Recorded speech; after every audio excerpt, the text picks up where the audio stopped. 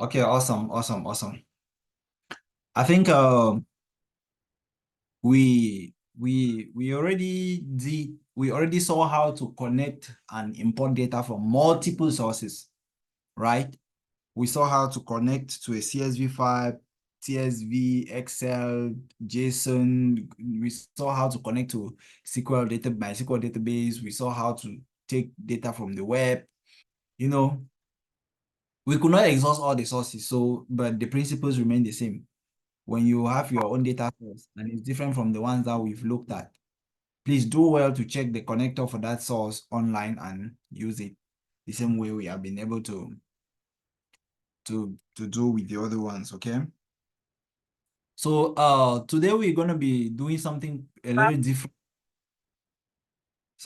different, from what we already know. Uh, Excuse me, Prof. yes, Mr. Tony.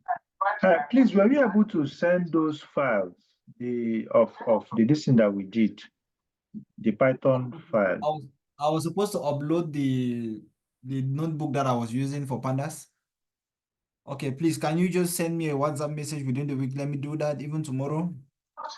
Okay, okay, I will. I'll forget. There's a lot in my mind now. If you forget, I'll forget. Please just send me a message around the same time tomorrow. I'll be on my computer definitely, then I'll upload it.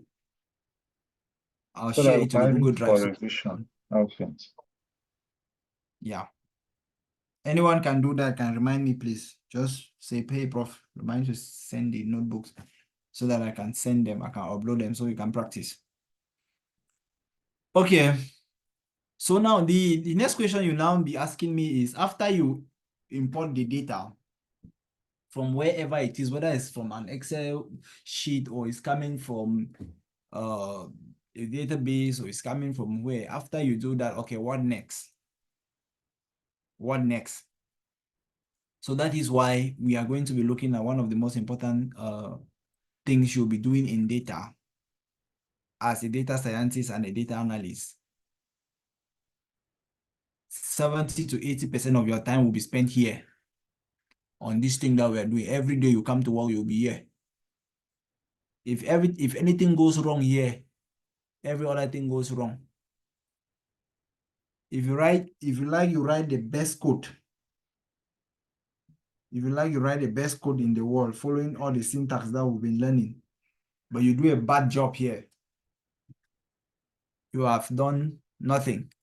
You've just wasted your time and the time of the company plus their resources. Then at the end of the month, they'll sack you. So this is the highest part. You spend your time. If you have a project, let's say you have a machine learning project, that takes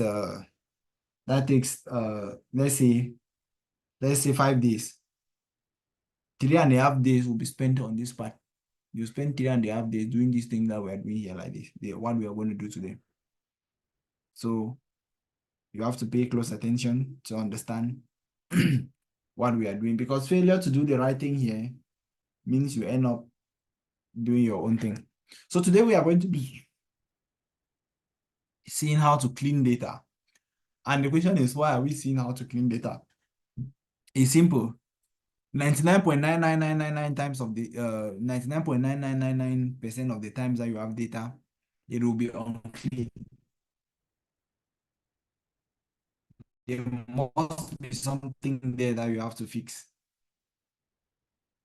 It's just in very, very, very, very, very, very rare circumstances that someone will send you data or you have to access data that is so clean that you can just use it. And even if it's so clean that you cannot use it, that you can just use it and you're using it for machine learning engineering, there must be a possibility that maybe there are some of the features, which I know I don't expect you to understand what I mean by features. Some of the features might be textual, might be in the form of strings, which you need to convert to numbers. So it still falls under this part. But we are going to do that when we are doing machine learning, not here.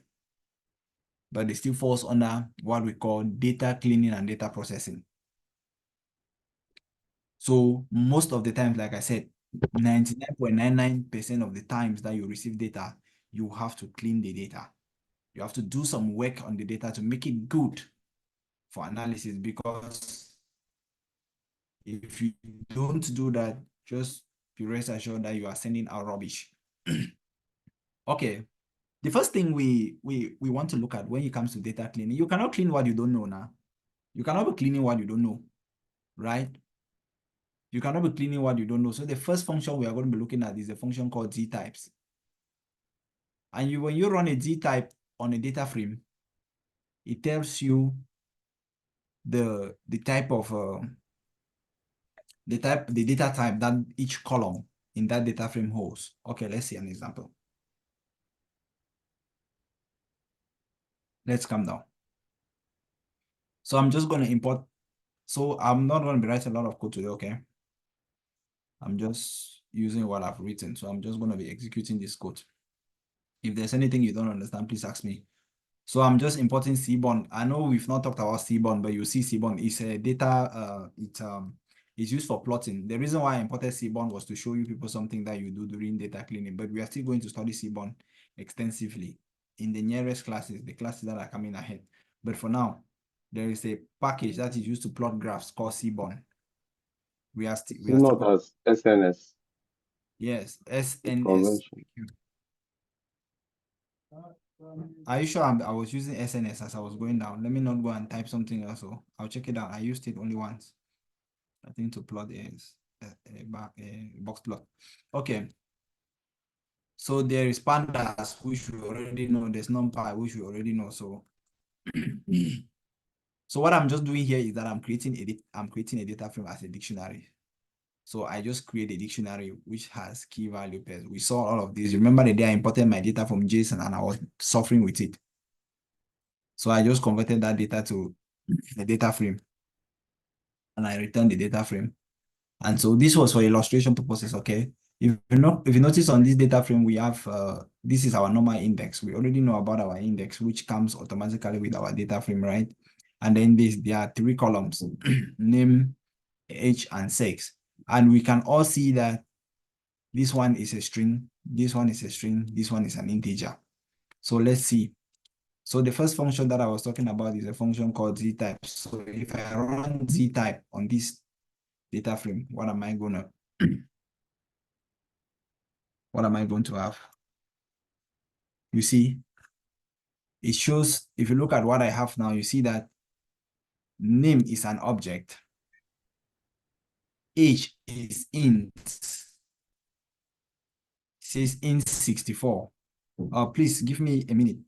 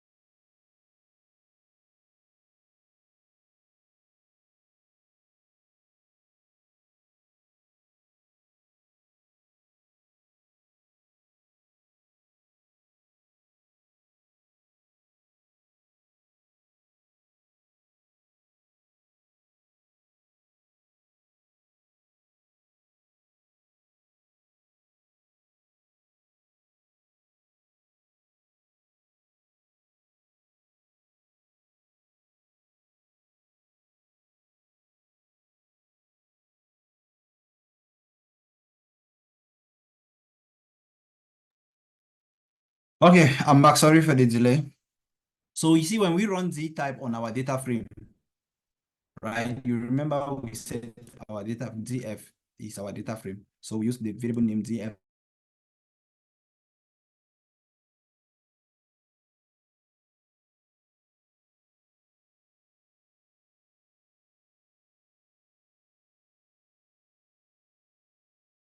You know, it's not numeric. If this was can you all hear me? Because I'm getting an internet beep here. Can hear you. Okay. I can hear you now. Yeah, I was emphasizing that when you see when you do Z types on your data frame like this, you see we called our data frame ZF, right? And so when I do when I check the Z type of ZF, you see it says name, which is this column. It says this column is an object. And that's why I was expecting to you would have been expecting to hear it say it's a string or something like that. Yeah. But no, it says it's an object. And then you see age, of course, we said it was an integer. It says integer 64, and this 64 gives you, I think it's the memory allocation or the number of bytes that it takes. And then sex is an object, and then so all of that. So what is happening is that once it is not numeric, it is an object as far as data frames are concerned. If it is not numeric, it's an object. So it can be anything. If it's not numeric, it's an object. Okay.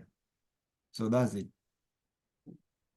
So that's what Z-type tells you. And the reason why it's important to do Z-type, because if I have to start doing data cleaning, I have to be looking at the columns, the rows, and I have to be changing some values or something, doing something as we'll see as we go ahead.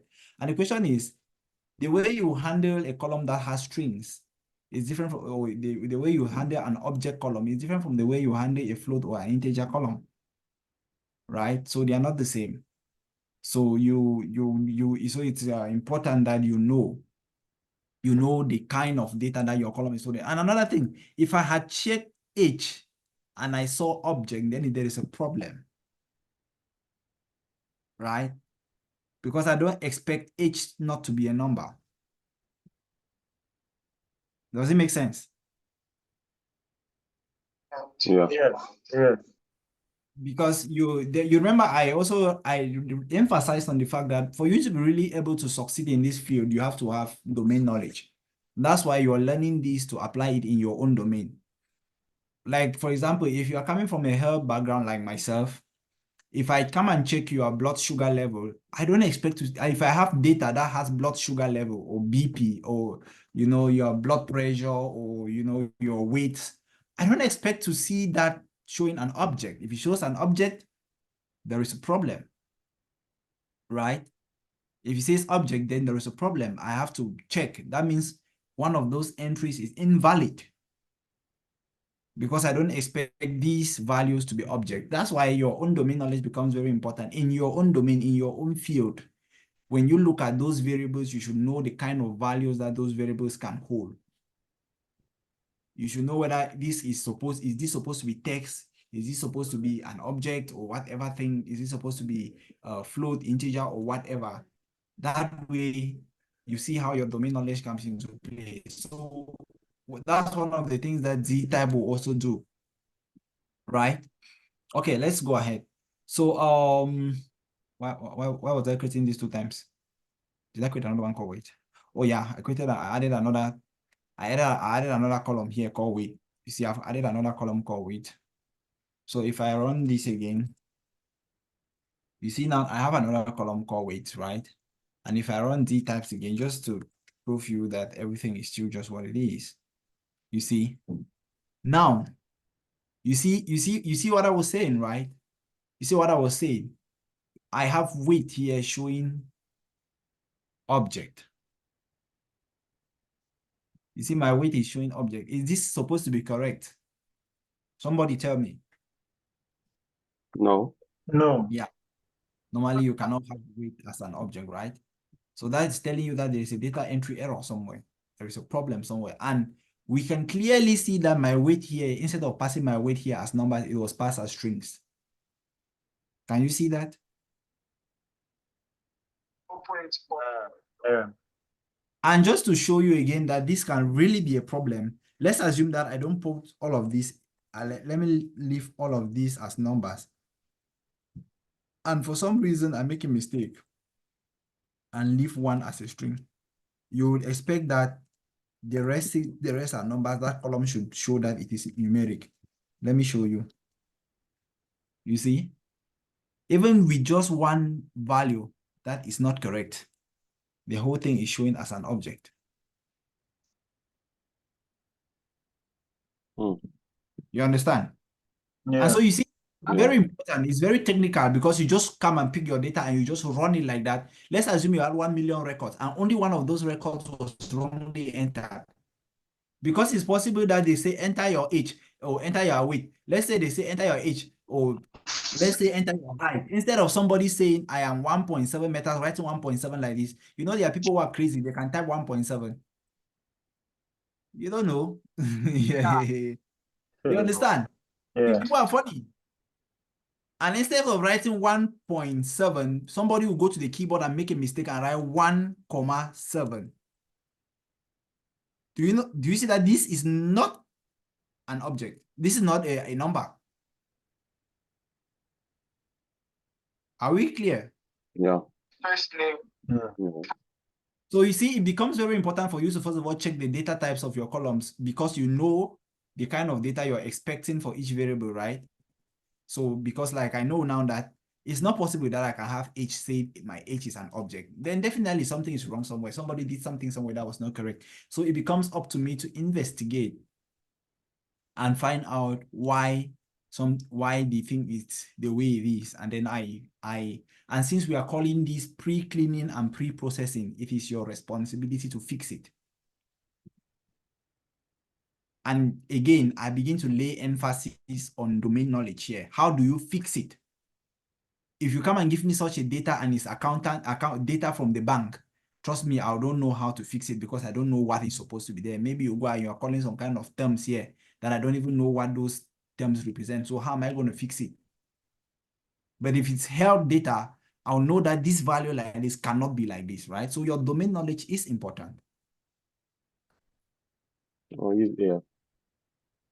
So the computer science people, if they see data that is coming from a computer system, which are logs, they should know that this data like this value is not supposed to be like this, or that value is not supposed to be like this. And now, so because we understand our data, and because we understand the kind of data that each variable is holding, or the kind of data that is on each column, so there are certain operations that we can now do if things are the way they are. For example, if one of the requests from my supervisor is that I should calculate the mean age in this data, for example, and assuming that for some reason one of these entries was an object, then automatically I cannot calculate the mean age, because the moment I write mean age, it's going to give me an error. So let's see some illustrations. So now I can explicitly subset that column. Remember, you want to subset the column, you use df, and then you use the normal way you remember how we used to how indexing. You remember how you used to do indexing, the name of your variable name, and then you put in column, and then you pass the name of the index of whatever you want to index. You remember when we used to say, if I say my list L is equals to, let's say my list L is 1, 2, 3, 4. Okay, you remember I said if you want to pick 3, for example, you are going to say L in you are going to subset this by saying L, and then you return this 0, 1, 2, right? L position 2. And if you return this, you are going to get 3, right? That is the same thing here for subsetting in a column, for subsetting data frames. And so if I want to calculate my mean on a particular column, in this time around, I'm calculating my mean on the H column, which is this column like this. That means I'm subsetting my mean on this column. I want to calculate the mean of that column. That means I'm going to do the same thing like I'm subsetting, and then I pass the name of the column. And of course, the name is a string, so you don't have to ask me why I'm passing it as a string. It is a string. So it is not optional, like, oh, you can just type H here, because it's not a variable. It's the name of a column. So that is why we cannot have the subset this, and then we use the mean function. So you use h, the subset of h dot mean. And once we run this, we're going to get this. Okay, but then let's see if we can do the same thing for h, for weight. Of course, weight is so I'm going to run df dot columns to return my column names. The reason why I'm doing that is because I do not want to have column names that I don't want to be typing the column names, because the tendency is that I can make a mistake. What do I mean? For example, if this W here is uppercase and I write lowercase, it's going to be wrong. It's not going to work, right? So I always prefer to return my column name so that I can just copy and paste. So if I do df of, so instead of typing h, I can now just copy h from here, and then I paste it here. Wait, sorry. And then I say dot mean, right? See, let me run this. Look at what is going to happen. This is wrong. I cannot do that operation because mean expects to be performed. This operation is expected to be performed on what? Numbers. Or normally weight is supposed to be a number, but simply because there was a simple mistake somewhere where one of them wasn't a number, everything changed. You cannot even calculate the mean weight, right? So operations, I will always remind you that operations in Python are data type specific.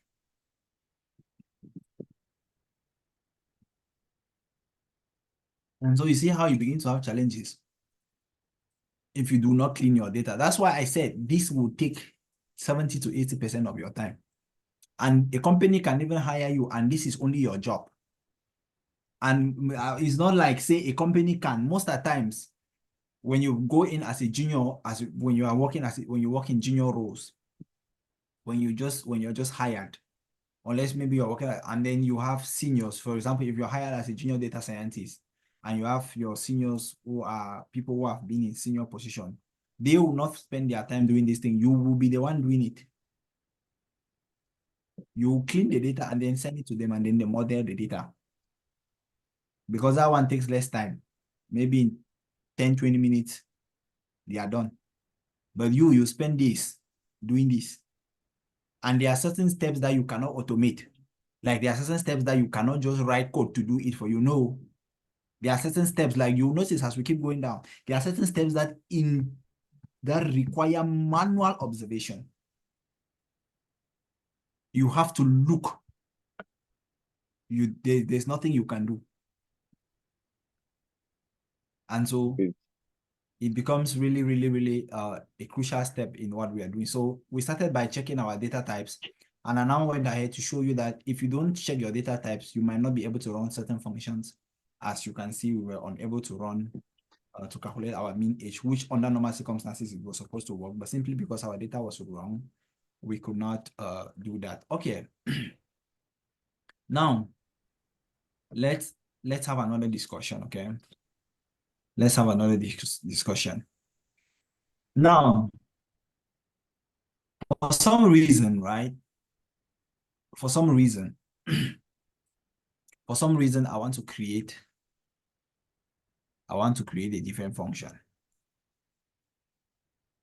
Or I want to create a different column because this one is wrong, right? This one is wrong. Okay, so what I'm going to do is that, okay, I'm just explicitly going to change this one. Let me change this one like this. Let me leave this thing correctly as it's supposed to be. And then, so if I run this now, you see it becomes an integer, right? But still, this doesn't make sense to me in reality because weight is not supposed to be an integer. Weight is supposed to be a float value, right? Even though we can still do operations on it like this, but it's supposed to be a float value, right? So for some reason, let's assume that, okay, because this is not what we wanted, we now want to create another weight column with the right data type, float, not integer again, right? So now look at the syntax, look at the way we're going to do it. The first thing you have to do is you do as if you're subsetting again, then you pass the name of the column, the new column that you want to create, you pass the name as if you're subsetting that column. Look, I'm writing df. My df is my data frame. This data frame that I created here is my DF. This is it here. And now the name of the new column that I want to create, I want to call the new weight column WGT. So I'm not saying weight. So I'm now saying WGT. Now, and I'm equating, look at my assignment operator here. I'm now assigning this column to the values of this column now becomes the values of the existing weight column, which is this one that we already have here. The values of the existing weight column, and then I use the as type function. Look at the function, it's called as type. I use this to convert my data to whatever type I want. It is called as type. So I do this dot as type. And you know As type. Pardon? It's Python built, right? It's as type function yes. is Python built. Yes. It's Python built. And once I run this, if I return this now, you see that I have another column here called weight. Now it is what? Float, right? It's now the float value. Okay, for some reason now, okay, it's as if I'm not having multiple, it's now having multiple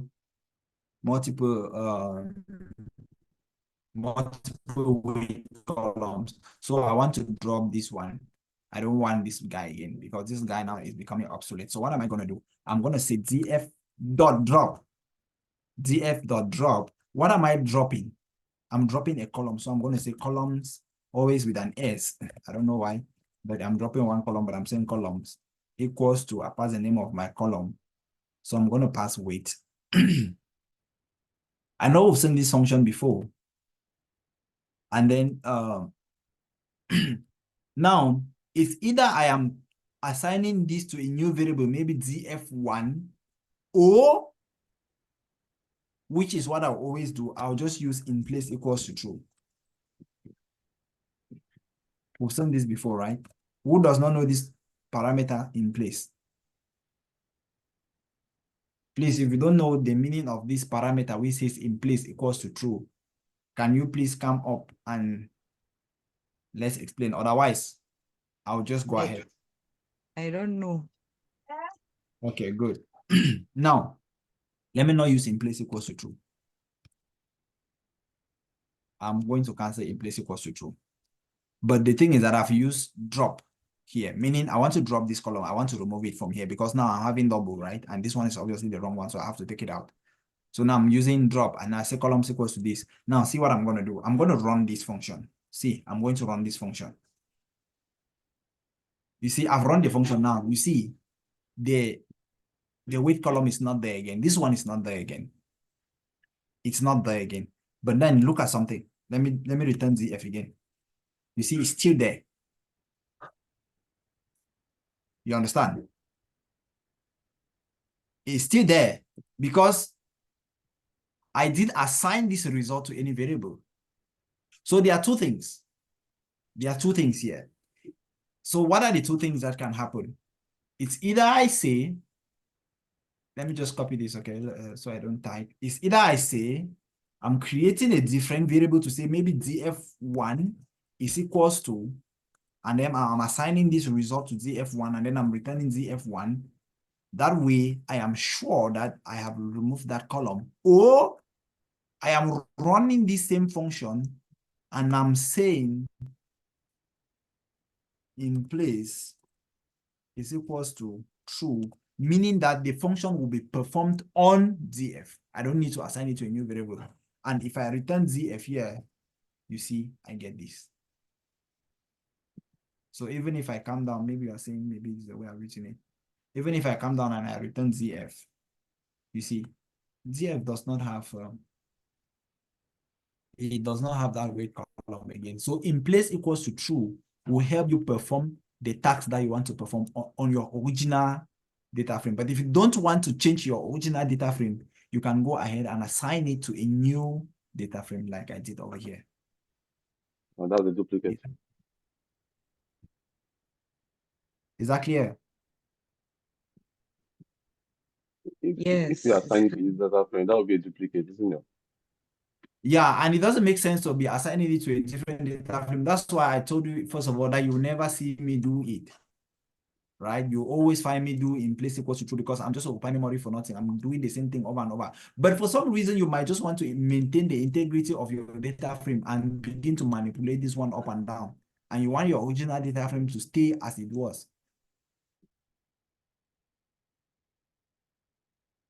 Hmm.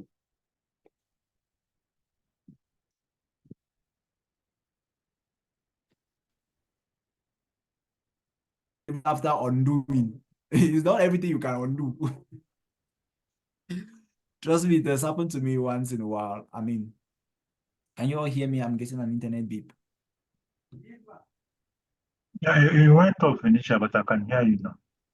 Okay, I was saying that at times you want to maintain your original data frame because you might come as you are cleaning this data and coming down, you might manipulate something and go and cause chaos. And then you cannot undo it. You understand? And trust me, it's not everything you can undo. And I found myself in situations like that where I messed up my data. And if the original data was not intact, I would have been in deep trouble. And as a data scientist or a data analyst, the worst thing you can ever do, I'll say this and I'll say it with a lot of confidence, the worst thing you can ever do is to play with your data integrity.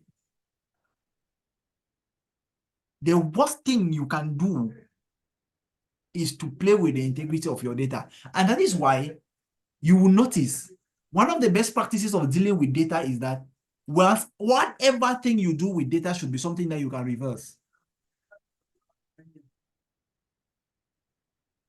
I don't know, did you understand what I said?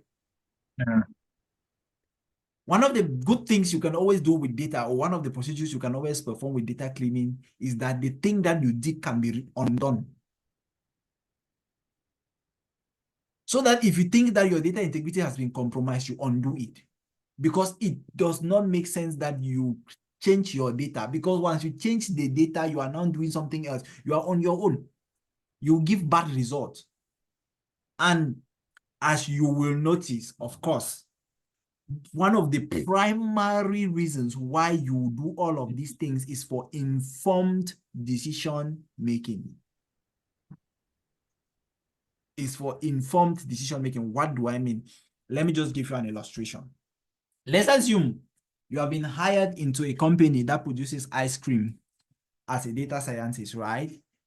And now you went into the company and they have collected data for ice cream sales and temperature. They collect the temperature of the day and the quantity of ice cream sold. The temperature of the day, the quantity of ice cream sold. They hired you, you came in as a data scientist, and then you were tasked to generate or to develop a machine learning model that will be able to predict the temperature of the next day, that will guide them know how much ice cream to produce today. You know, because let's assume if places are hot, people drink more ice cream, for example, right?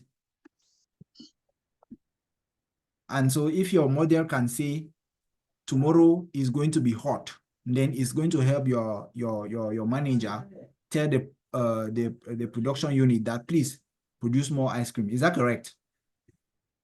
Yeah. Sure. So just imagine that you go and play with the integrity of the data that you are going to use to train the model.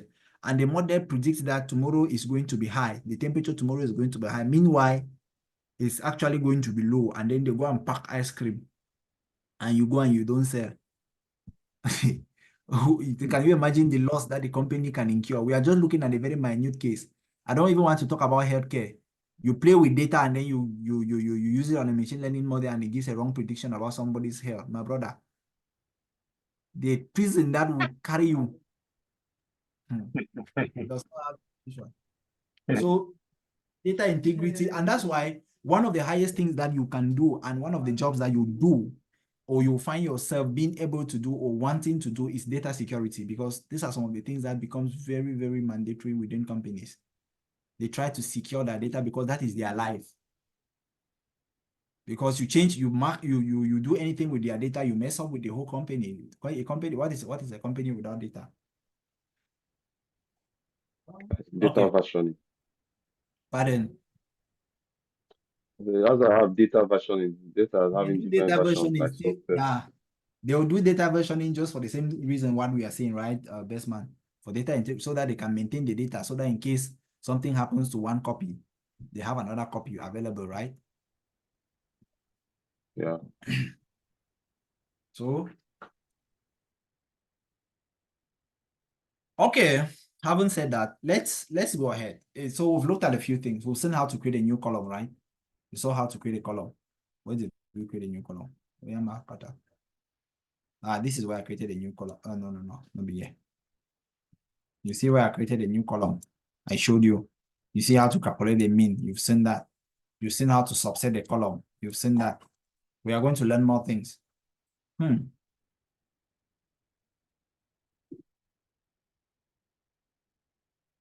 I deliberately trick this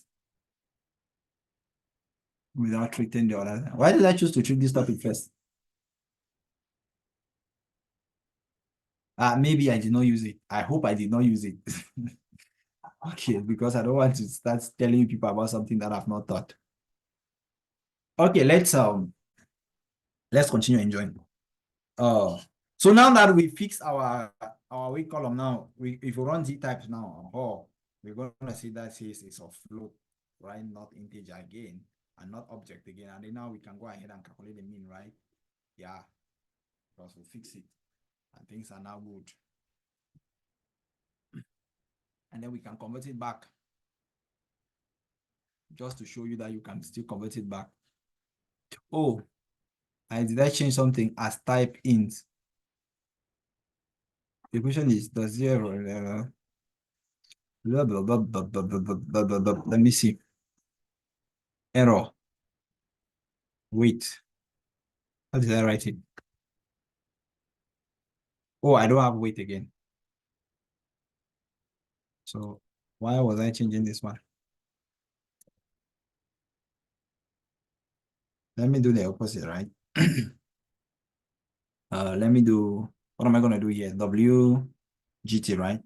WGT, because I don't have weight again. Let me rename the new column that I'm inside creating. Let me inside rename the new column weight. So at least I'll know that I'm not the crazy one here. So if I run this now, it works. I can drop this one again. So I'm just showing you how I've moved from integer to float, from float back to integer. I'm just showing you, okay? So we can do df.drop. So, and then you see columns is equals to, so what am I dropping? WGT, of course. And then I always remember to say in place, what am I doing? In place equals to true. Okay. Oh, I did not return ZF. Oh, something's wrong. Oh yeah, because I ran it twice. Shit.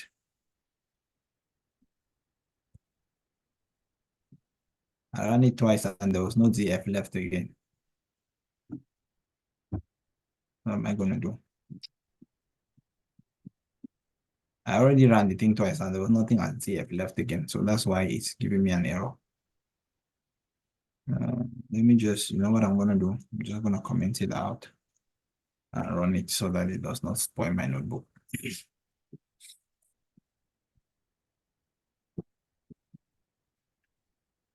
Yeah. And we can confirm what we have done by running Z type again. And now it says it's int weight 32. I told you that was the this was going to be the 32 here shows you the the number of bytes. Okay, there's another thing here that I want to show you now. How many things have we looked at? We started with Z type. Let's look at the next function, which is called info. Let's look at the next function, which is called info. So I'm just going to run the info and then we explain from there, right? So I'm just going to run df.info and then we see what it gives us. Just like we know, info means information. So this one gives us a little more information than just the Z type, right? Okay, let's look at what it gives us. So this is our index. These are our indices, of course. Yeah, our column names, of course. But then there is something that is now telling me here. It says You see, these are the column names that is doing. So now, but there's something that is interesting here. It says for known null. For known null. What this means is that there are 4 known missing. How do you say? You know, it's easy to say I have in this column, I have 5 missing values. You know, it's easy to say I have 5 missing values in my column. But this is not what this one is saying. Let's assume that the column has 10 records and there is no missing.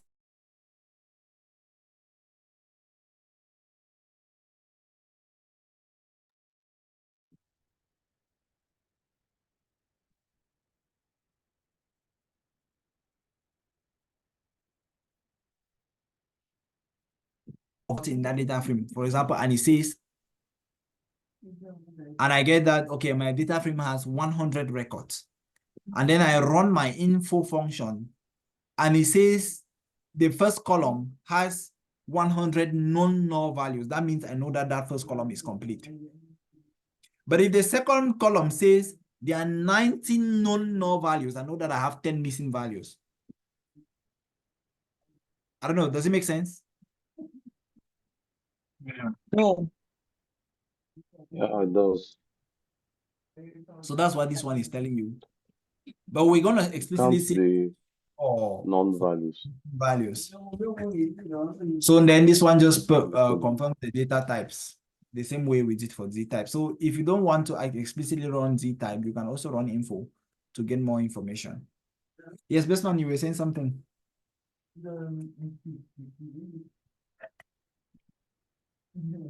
Please, sir, can you take over the non-null again? I did not get that.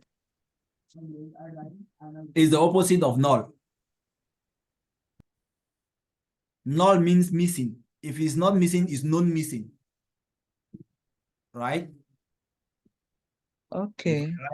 If I have a, let me draw this. I've told you that before. I told you that rows represent number of records, columns represent number of variables, right? So let me say I have name here and I have age. So this is my index. I have 1, 2, 3. Okay. The name is A and the age is 10. And then this one is there's no record here for name. But there's a value, let's say 20 for the age, for example. And then here, let's say the name here is C, and then there is the age is maybe say 30, for example. This column has 3 known null, meaning there's no missing value on this column called age. But this column has just 2 known null. 2 known nulls means 2 of them have values, but 1 is null. It has no value. That's the meaning of null. Null means no value. So non-null means the value is available. I don't know, does it make sense? It's just, we are just, this one, you are just dancing with English here. Yes, I've understood. Yeah, so that's the meaning of non-null. So it gives you in essence, what it says is that it gives you information about the completeness of your data. Yes, that is correct. It gives you information about the completeness of your data. So if it is not complete, you are going to see how much it is not complete. And you know, before we go ahead, you know that there's something we've done something, and then I know people have forgotten, but let me remind you. Let me add a column here. I want to return my DF. Can I add more columns, more cells? Okay. I want to return my DF. Okay. I want to do df.shape, right? What does this mean, Mr. Tony? 4 rows and 4 columns. And so if it says 4 rows and 4 columns, and I come and see my name value, my name column says 4 known nulls, what does it mean? That the column, the name column has I mean, has values. All the 4 entries Yes, all entered, the right? columns. Yeah, yes. It has all the 4 entries entered, because what does it say? It says there are 4 rows. The whole data has 4 rows, meaning there are 4 records. And all the 4 records for the column name, all of them has values. That's the meaning of null. But if I saw 3, what does it mean? If I saw 3 here, if I say for name, if I see 3 null, what does that mean? What does that tell me? It will mean that 1 does not have a value. Good. So you see the relationship between your shape and this information here, right? You know your number of records, and then now you can check how many non-nulls run. And if the non-nulls are equal to the number of records, that means you don't have missing values. Good news for you. Can we go ahead? Any questions so far? The data type also can give information. I'm saying it gives information about the data type. So I think if there's a non-valid data types, you see integer is 1, int 32 is 1. I don't know if that int 64 is 1, object is 2. If that is correct, that means if there's a non-available number, it should also indicate its number. Pardon? I don't know if that is true. Yeah, cell 30 under data type, under D types. You are talking You about see these that it's values here. yes.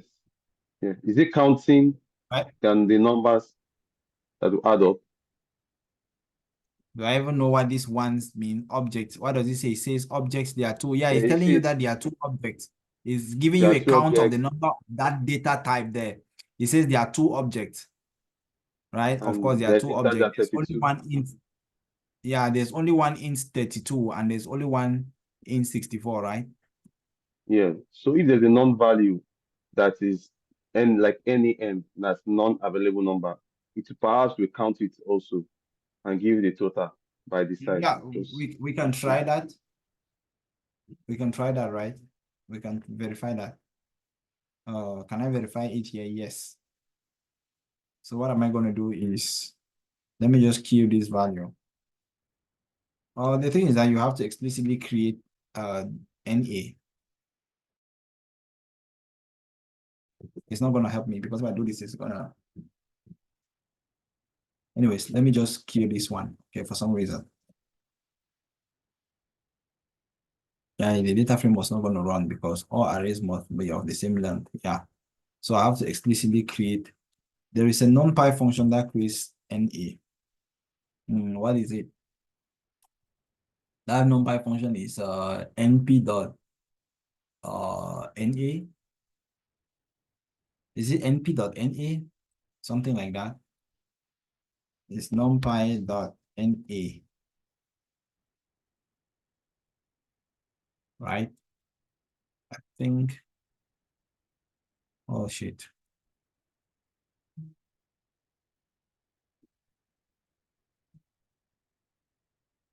Please give me a minute. I'll be right back.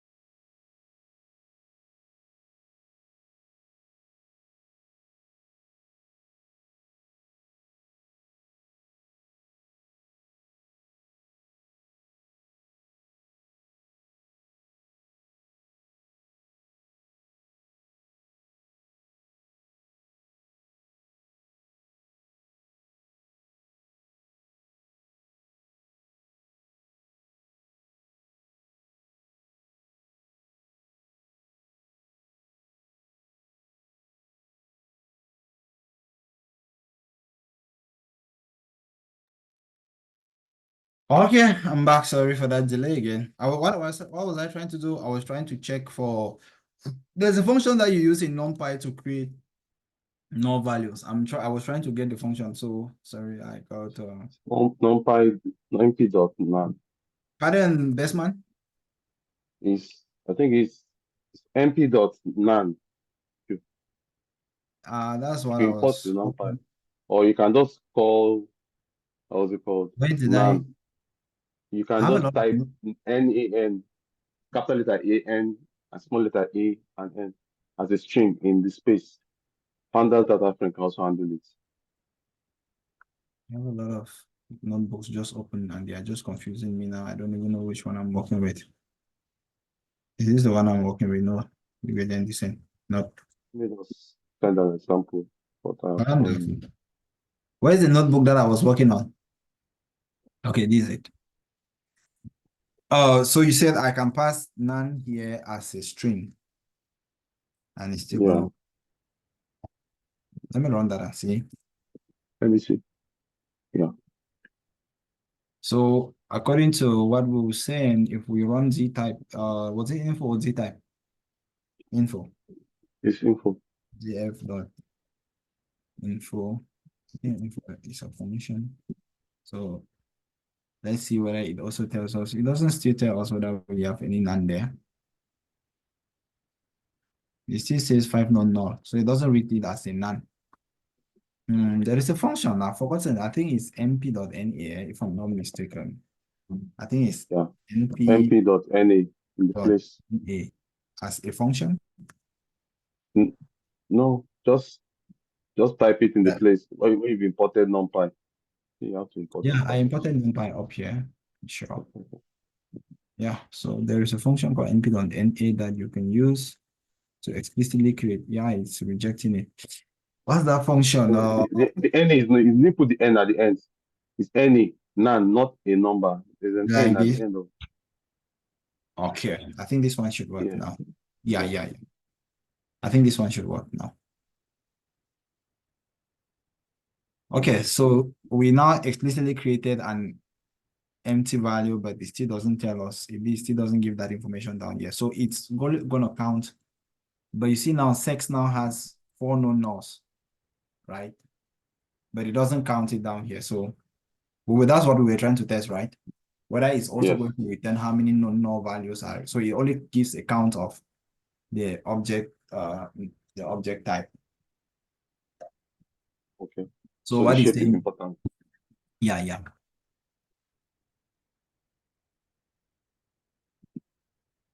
Okay, let's okay. Okay, now that we know. Okay, did I explicitly create something here? Okay. I want to return df. Okay, now. Oh, this df. Okay, but we were just testing something, right? So I can come back and remove this just to explain what I wanted to show you. So that I can. So let me rerun this, okay?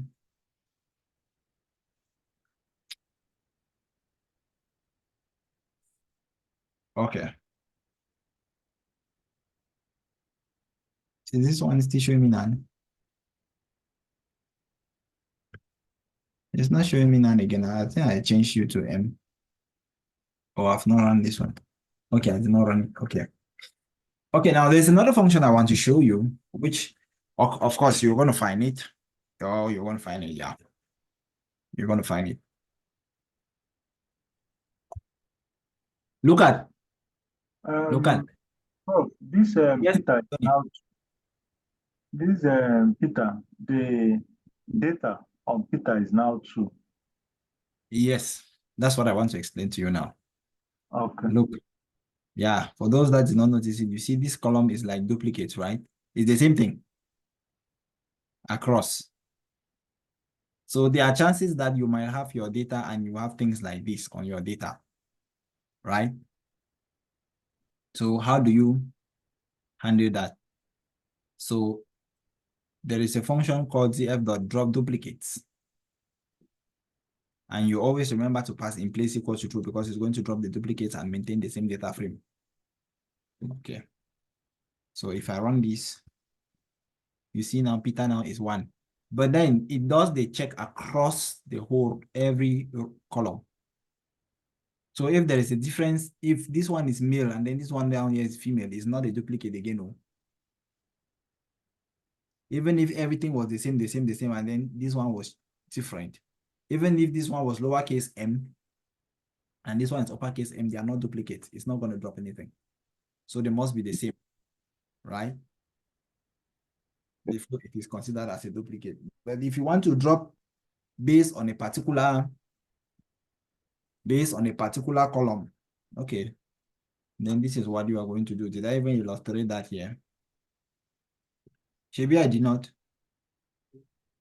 Oh, I even did this .NA down here and I even forgot. Oh, so I did not show you this one, but let me show you. Okay, let me do df dot drop underscore duplicates, and then let me run this as a function. Let me do shift tab inside here. Oh, shift tab is not working.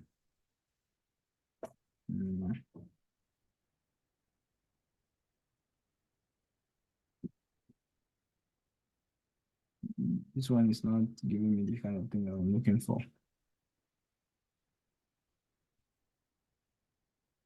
Oh, but then what you can do instead of doing ZF, right? Instead of doing ZF, you can subset a specific column, right? And then because you can do how do I can I add a cell here? Let me try something, okay? Let me do something. Which one has okay, let me do something like ZF, even though this one is going to give me a 1D. So because if I do this, I get this one gives me a series, right? And it's 1Z. Dot. I just want to try something. If I return ZF now, I want to see something. Yeah, this was not going to work, but if I do this, it should work.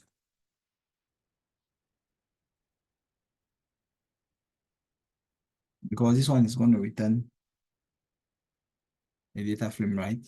Yep. Let me see this. Oh, wow.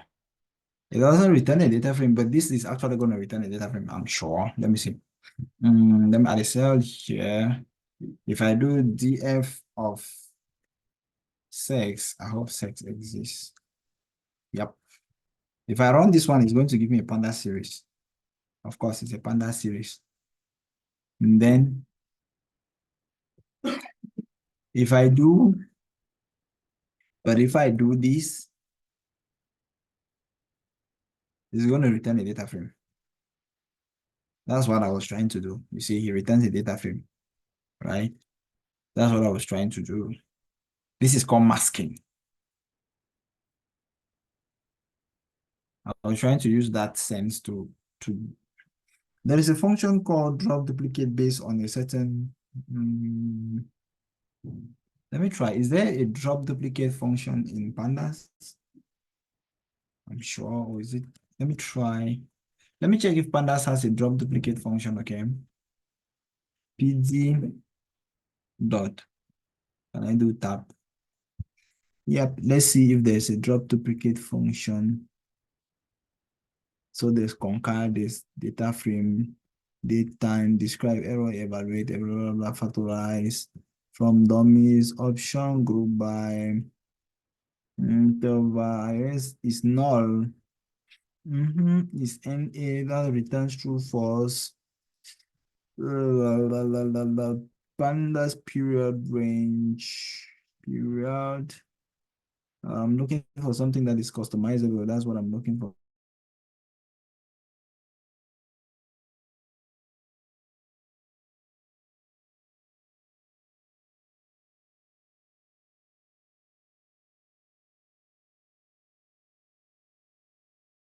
I does not have even data frame data frame 2 will not have, right? Data add prefix or all aligned. And drop duplicates. It dropped duplicate, but I am trying to customize it and it's not giving me the option. Okay. I'm wondering why, or is Jupyter Notebook that is not giving me. I know this is the function that was supposed to do that, but let me see the drop duplicate. I want to see the parameters in that function. At times you will have to do these things that I'm doing here, please. So if you see me going to the internet, I'm coming back. Drop duplicates data frame. It's not a pandas function, it's a data frame function, right?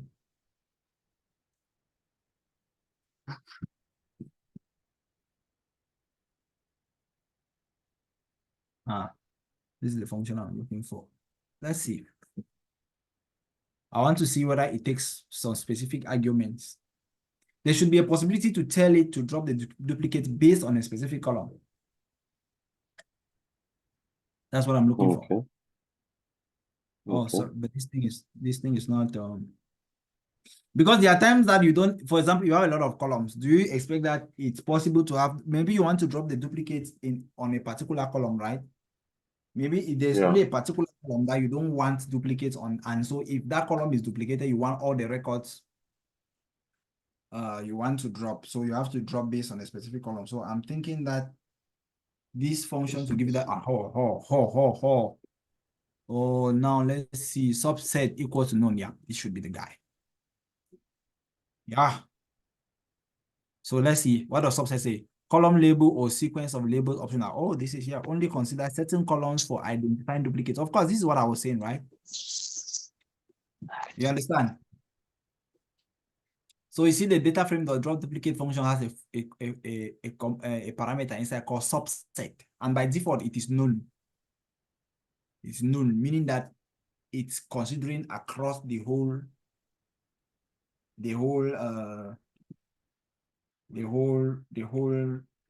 is considering all the columns. And then there's this option that says first keep. Now keep equals to first. You can decide. I think this is so sweet now. You can decide. What he's saying is that if I see two duplicates, I should keep the first one and delete the second one. That's what this thing means. Right? I don't know if it's actually a duplicate. What's the difference?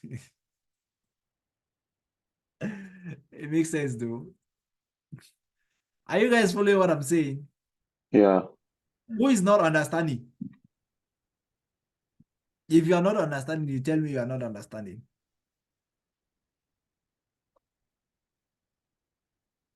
I'm not understanding. Who is that? Is that Madame Pearl Foba? Yes. Madame, is that you? Yes, sir. Oh, so do you have a question or can you make a request at least? It's gonna help me.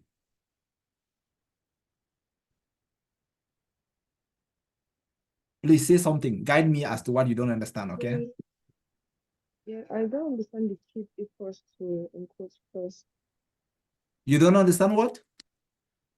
Keep equals to include first. They use like how before you use in place equals to true. I don't really use it.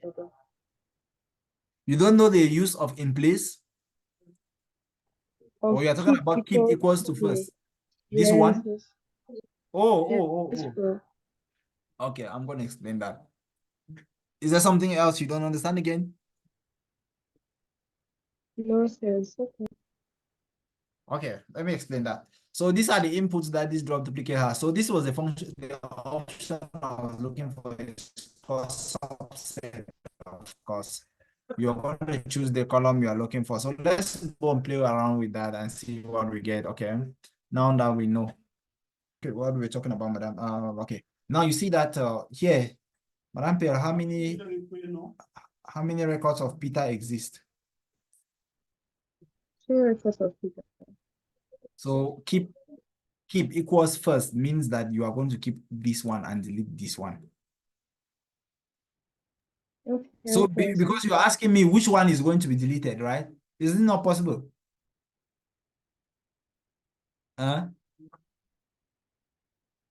It's possible that I could have deleted this one and then keep this one, right? Yes, possible. So when you say keep equals first, that means you're saying that the first encounter of that duplicate should be kept and then every other encounter deleted. Is that clear? Okay. Yeah. So that's Yes, what that cool. means.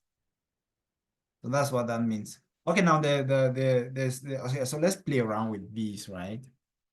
I think we can actually play around with these. Where can we delete? Can we change this data frame? Let's change this data frame. Let's create a new data frame, okay? So that we can explicitly explain what we're trying to do here. Blah, blah, blah, blah, blah, blah, blah, blah. This is the function, okay? Do I need to do this? I can now paste this thing here. Let me make, okay, women, don't be angry. Let me delete you people, okay? Don't be angry. It's not gender bias. I'm just showing that we can delete from the female direction. So let's say we want to remove all the women. So any duplicate that says F, anything that is F is going to go out. So can we run that? So this is our data frame now. So you see, we have two females now. So I want to do, so I'm going to say, well, let me come back and let's come back.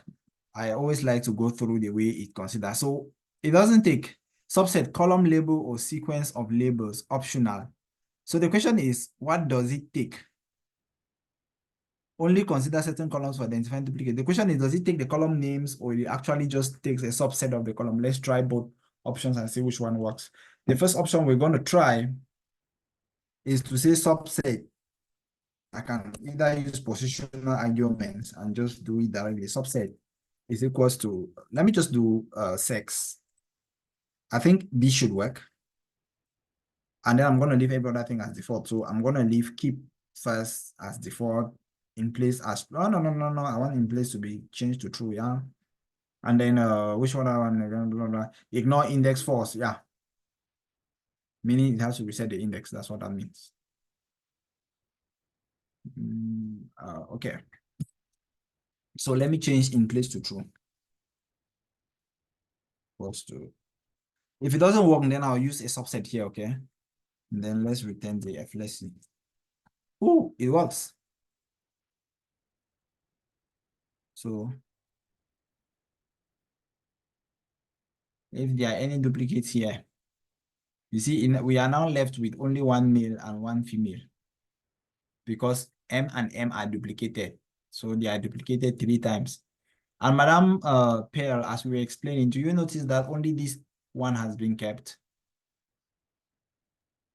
Yes, And cool. for the first encounter of female, you see only this one has been kept, right? Now the question is, why didn't you delete this one and keep this one? So you see why this thing here becomes important.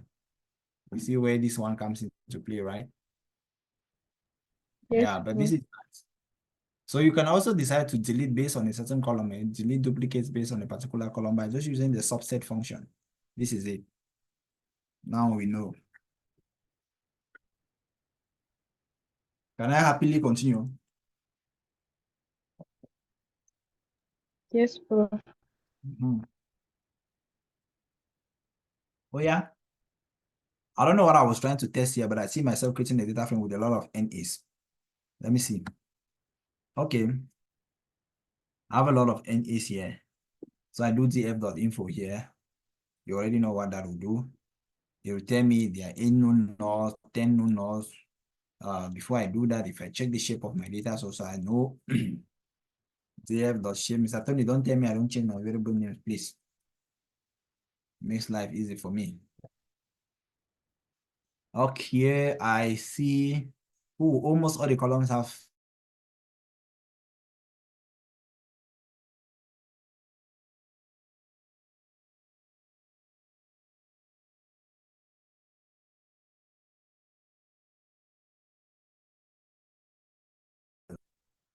is null. Is null means you are looking for is null. This function call is null. You want to identify all the missing values in your data set. What do I say? You want to identify all the missing values in your data set. And now, when you want to identify all the missing values in your data set, you're going to use the function called is null. df dot is null. And then I'm just using this sum function to count them. How many of them are there? That's what I'm doing. So sum is not a problem. So the new function here is null. So let's see what is null gives me. Oh, it says age has 2 missing values, height has 2 missing values, and gender has 2 missing values. It makes sense, of course, because I know there are 12 records from my shape. Age says it has 10 known null. If you have 10 known null, then you have 2 is null. Okay. Is that English?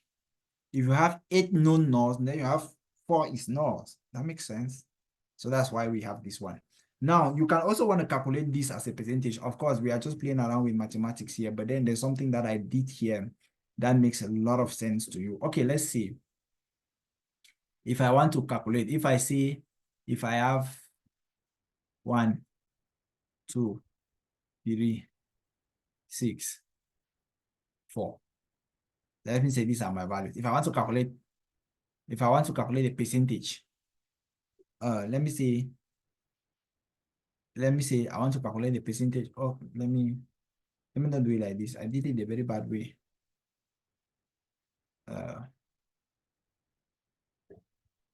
If I want to calculate how many times 2 occur in this data set as a percentage, what is going to happen is it's going to be the number of 2s divided by the total number of records, which is how many? 1, 2, 3, 4, 5. Divided by 5, then multiplied by 100. So I want to see what percentage of this list 2 occupies. 2 occupies what percentage? So that's 2 divided by the total number of records in the list, then multiplied by 100. This is arithmetic. It's not even math. So don't over-calculate it, right? If you do not understand this arithmetic, let me know.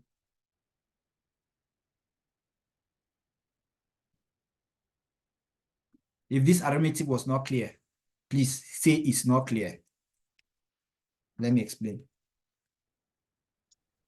Please, can you take it over again? It's not fair. How many tools are in this my list?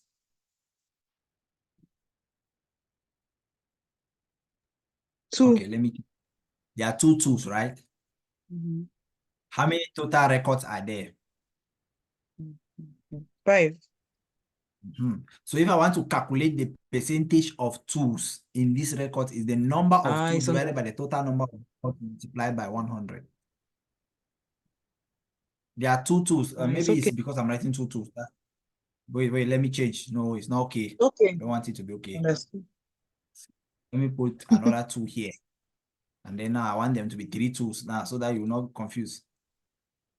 Right? So now it's going to be 3. 3 divided by 5 times 100. So that's what we are doing. So this Okay. is simple. Yeah, this is arithmetic.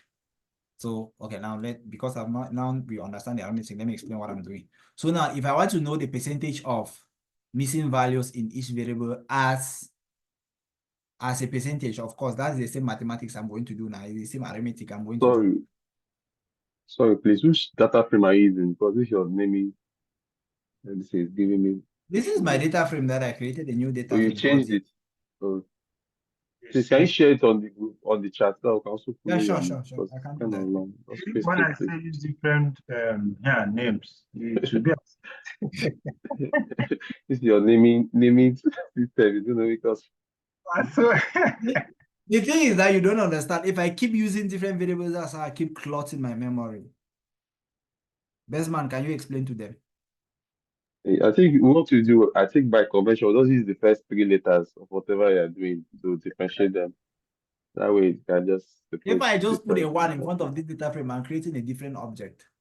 But if I just assign this data frame to a new thing, I override the existing one. I don't clog my memory, Abi. I mean, you can just put it's not DFT, it's not. Or what I have to do, I have to explicitly delete them or equate them to Underscore is not. Now I'm saying that if I keep creating different variable names, I'm creating different objects and I'm allocating Yes. them up for those objects, right? Yeah.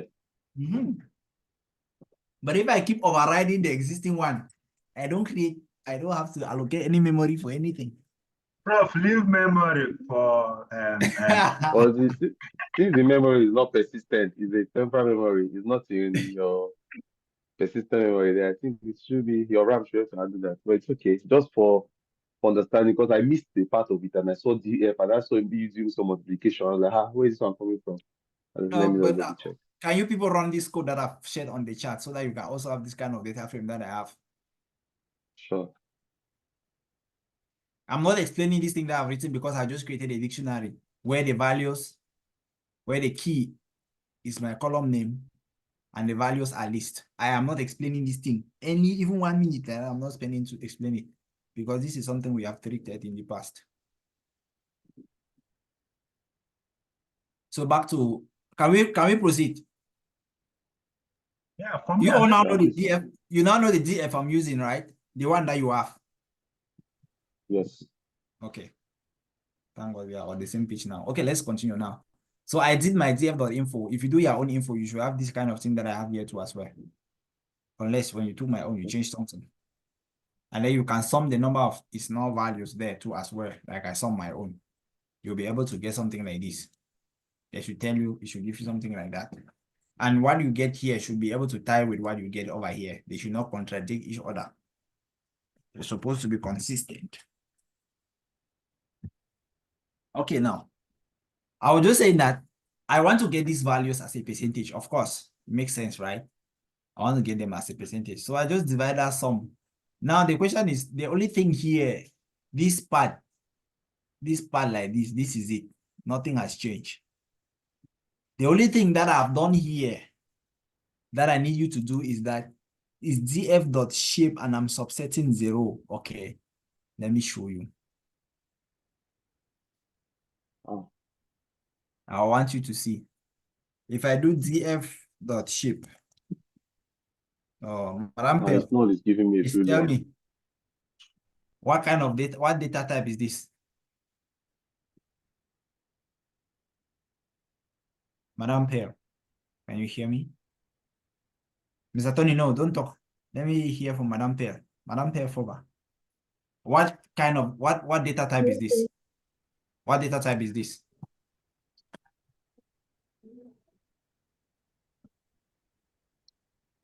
I don't know. So We were using this kind of bracket for what is data the type? shape, I don't know. We use this kind of bracket for what data type?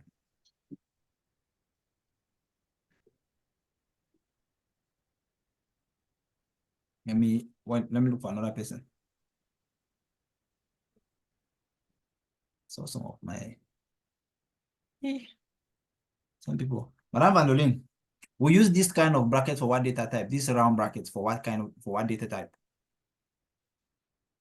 For tuple. Okay, great. So, Madam Pear, do you accept with me that this is a tuple? Yes, Prof. Okay. And if you remember, one of the properties of a tuple is that you can index it. Do you know what it means to index? That means I can explicitly pick this 12 or this 3. Is that true? Yes, Prof. See to Madam Pear. Madam Pear, what is the index of this 12 in this tuple? 0. Okay, good. So if I do df of shape and then I do 0, does it mean I'll get 12? Can I try it? Yes, but I don't know if it's going to work. What does this 12 mean? Wow. What does the 12 mean? 12 is the number of rows. The number of records in the data frame, right? Yes, Prof. Okay, good. So if I know the sum of each,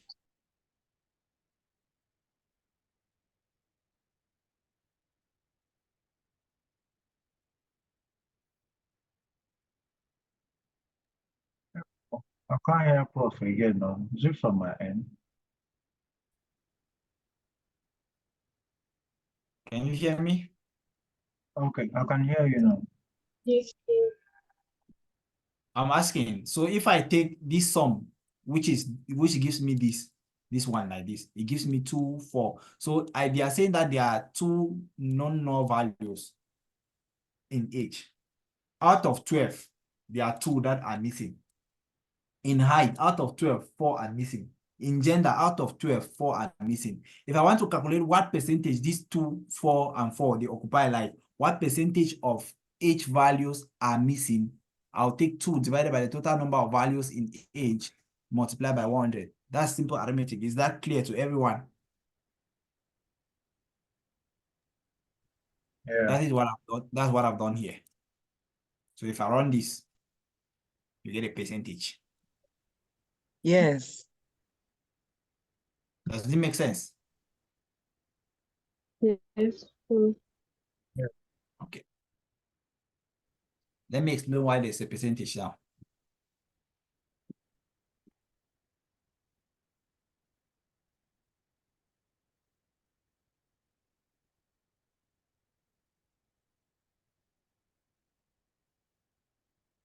Okay. What did I write that rule somewhere? Oh, Boris. You did not write the rule somewhere. Oh. Even if I don't write it somewhere, I'm going to tell you.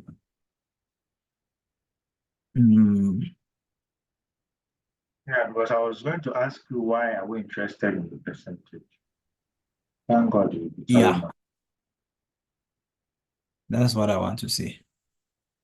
I'm just shocked that I did not write the rule. Let's write the rule. Okay, before we write the rule, right? Before we write the rule, let's assume that we have our data, right? This is, let's say this is our index, right? Index. Let's say this is age. This is sex. Okay. Let's have some records here. Okay, let's say 1, 2, 3, 4. Let's say this one has 10, 20, 30, 40. And then I have none. None means there's no value. Okay. None. Male, then none. Let's look at this data like this. Do you think that this sex column can really contribute anything to my data, given that almost all the values are missing? Maybe we use common sense. This one is not coding. Let's assume you have your data comes and your data has 100 records, 100 rows. That's what I mean, 100 records. And there is a particular column that 95 of the values are missing. If you are the one, what are you going to do to that column? You people tell me from your own brain. I will Before- drop it, or I will create synthetic data. Okay. Best man says he will drop it. What best man means he will drop it is that he will delete the column. That's what he means. Mr. Tony, what will you do with the column? Yeah, I think I'll go with what Bestman said because data quality there is very poor. It's very poor. So yeah. But there are 100 records, 95 of them are missing. Only 5 for only one column. What do you do? You can create synthetic data if you want, if you have that option. You are To creating feel- synthetic data. And I'm hearing what's now coming up. Okay. The discussion is becoming interesting. Because you can make inference for those using the 5 available. So Madam make Pierre, what are you inference going to on the do? main. If you have data, 100 records, 95 of them are missing. What will you do with that particular column? If they give you that data to analyze, what will you do with that column? You will just feel anything there. no, I guess I'm going to drop or to leave the column. What will you do? I might drop or to leave the column or not use it to analyze it better. Okay, you either drop it or you don't use it. Okay. Madam Vandolin, what do you think? Tell me your own input before we go to our room. What will you do with that column that has 95 missing values? Hey, is she on the call? Let me not be calling her when she dropped though. Friday, we go for court. Yeah. For court, they preach that long thing and come out for the media listen, come out take pictures. Can you mute yourself, back Mr. now. Ayo Now, at least that Friday we go back. We're hungry day, we come out with the groomsmen and the one day every day at that time.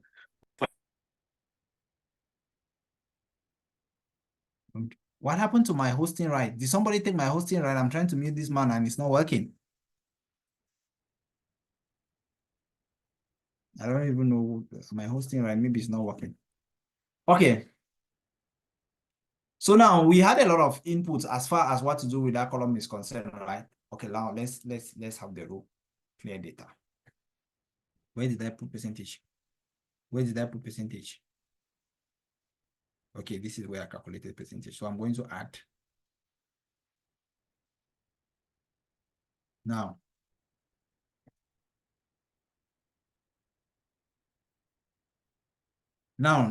the first rule.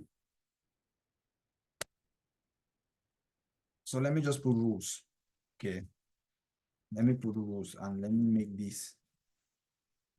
Let me make this a okay, let me make this so the first rule is that if the missing data percentage is less than 70%,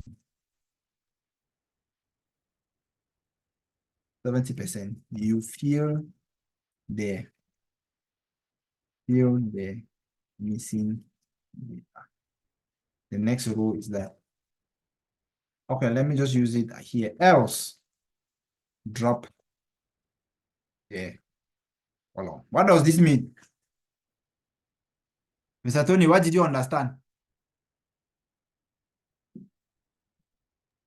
Trying to wrap my head around it. What is the missing data percentage for each? 16, almost 17%. Okay. And my statement says if the missing data percentage is less than 70%, you fill the missing data, else drop the column. Forget about this word. What do you understand by this one? The else part. Why don't say the missing data is more than 70%? Drop it. You should drop the column, Else, right? leave it. If the missing data is more than 70%, drop the column. Yes. Else, Now, fill the missing data. now just pay close attention. Pay close attention. Now the next question now is, how do you feel? What I mean by feeling is that you have to put values. If this less than 70%, you have to enter values in all the places of the missing data. But the question now is, how are you going to enter the values? Is that clear? Are you just going to be putting values at random? No. No. So this is the first thing that you do. Use domain knowledge. How do you spell that knowledge again? That's the first thing. You see, your domain knowledge is important, right? If you don't know, you Google. Wait. That's the first thing you do. Second thing, listen to what I'm saying here. If the column is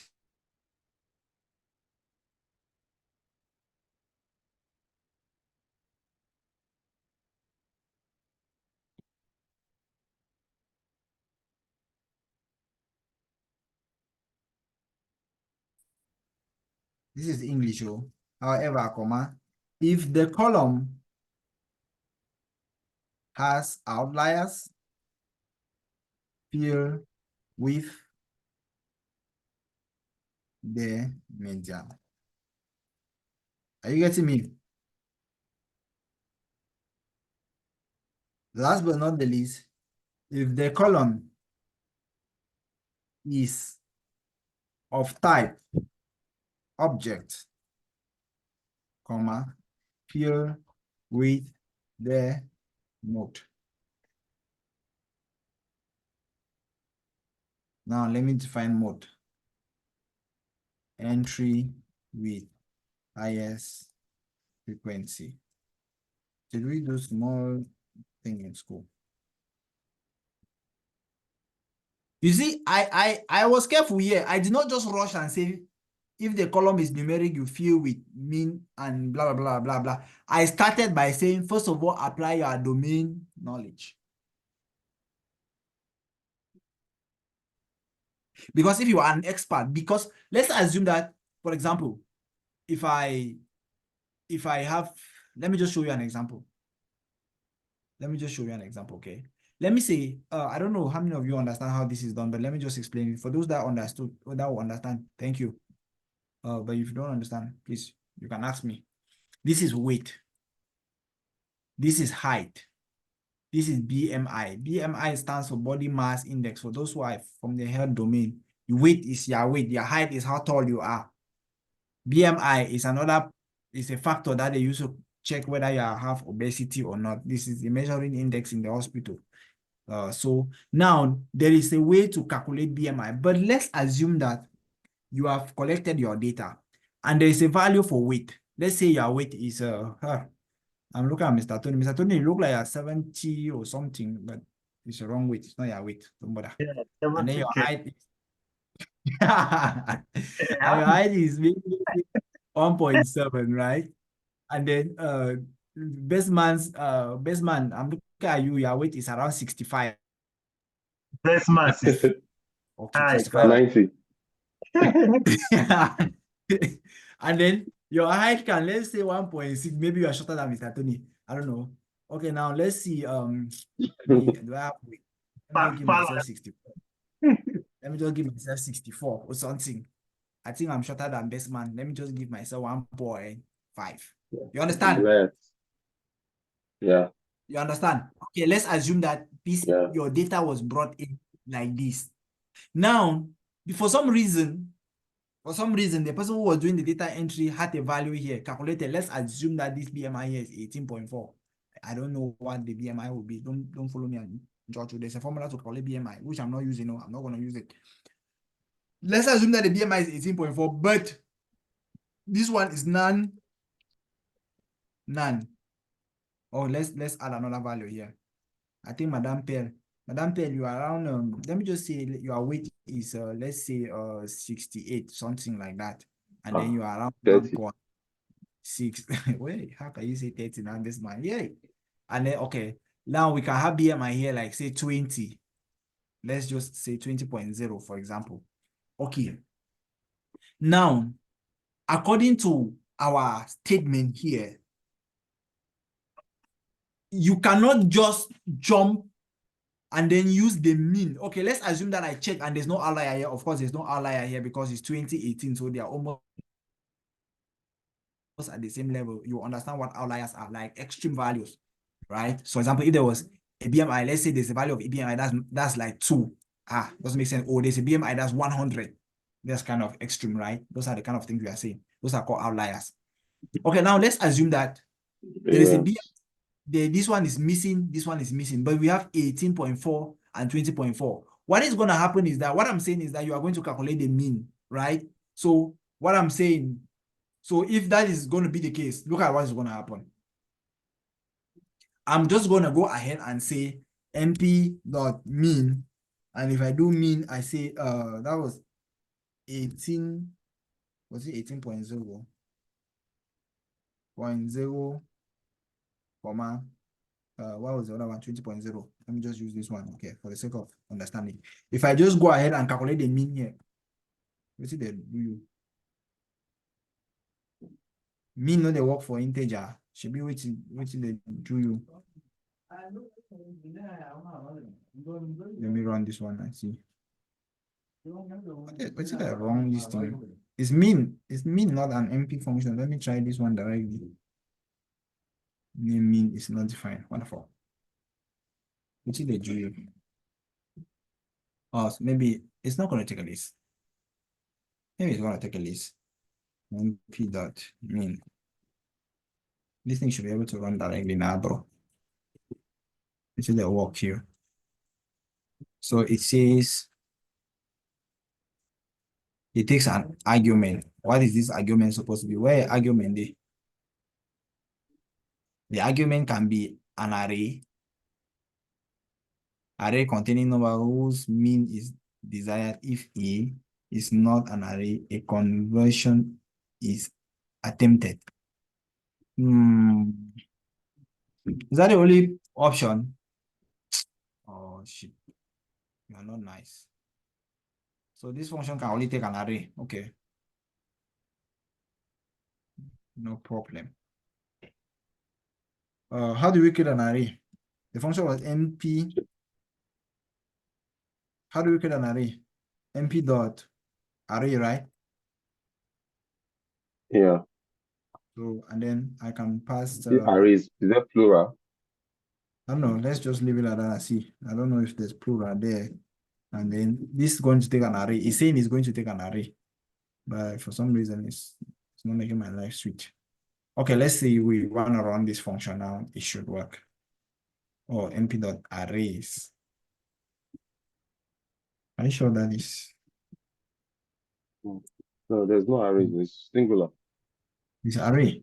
Ah, what is wrong with this thing? It says Yes, you can array. np.array. np.array is a function. NumPy.array is a function that will create an array, right? 1 minute, please. Let this thing load. Time some of these functions run from away. Don't bother. We are running up very soon.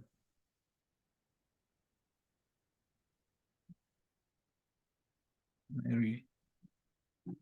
reload this page. So will you have to create a variable, put it in a list, assign it to a variable, and do the manipulation? Pardon. I mean, I was saying if this one is given tough time, we can probably put the numbers in a list, assign it to a variable name, then do our mean. It's giving me the object. It's asking me for an object. Why? So why was my own not working? It says an object now. I was thinking that I was using the wrong function. My function is correct. Very, very correct. You see, I can create an array, NumPy array. Okay, oh, I see where the issue is coming from. It takes a list. Thank you. It's a list. So that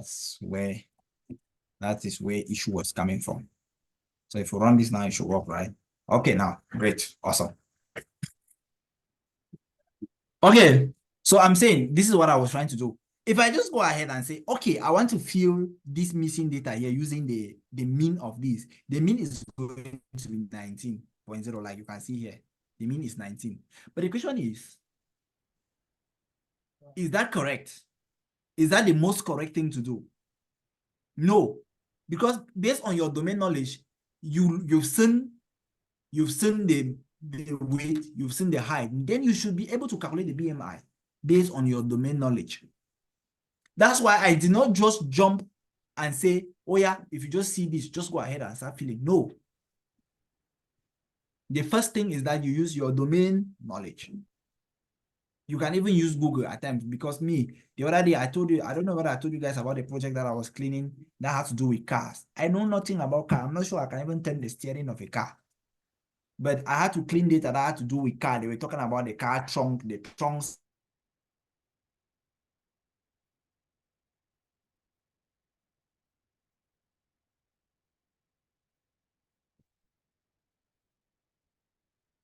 Hello? Yeah, I can hear you. Pardon. Yeah, we This data clean is looking more like data preparation. I Yeah. think the So when I was integration looking is a at that better word. data, I will see missing values under mileage. Okay, when I want to go and look at the type of the car, I'll see maybe it's Suzuki Benz, for example, or a Lamborghini, something.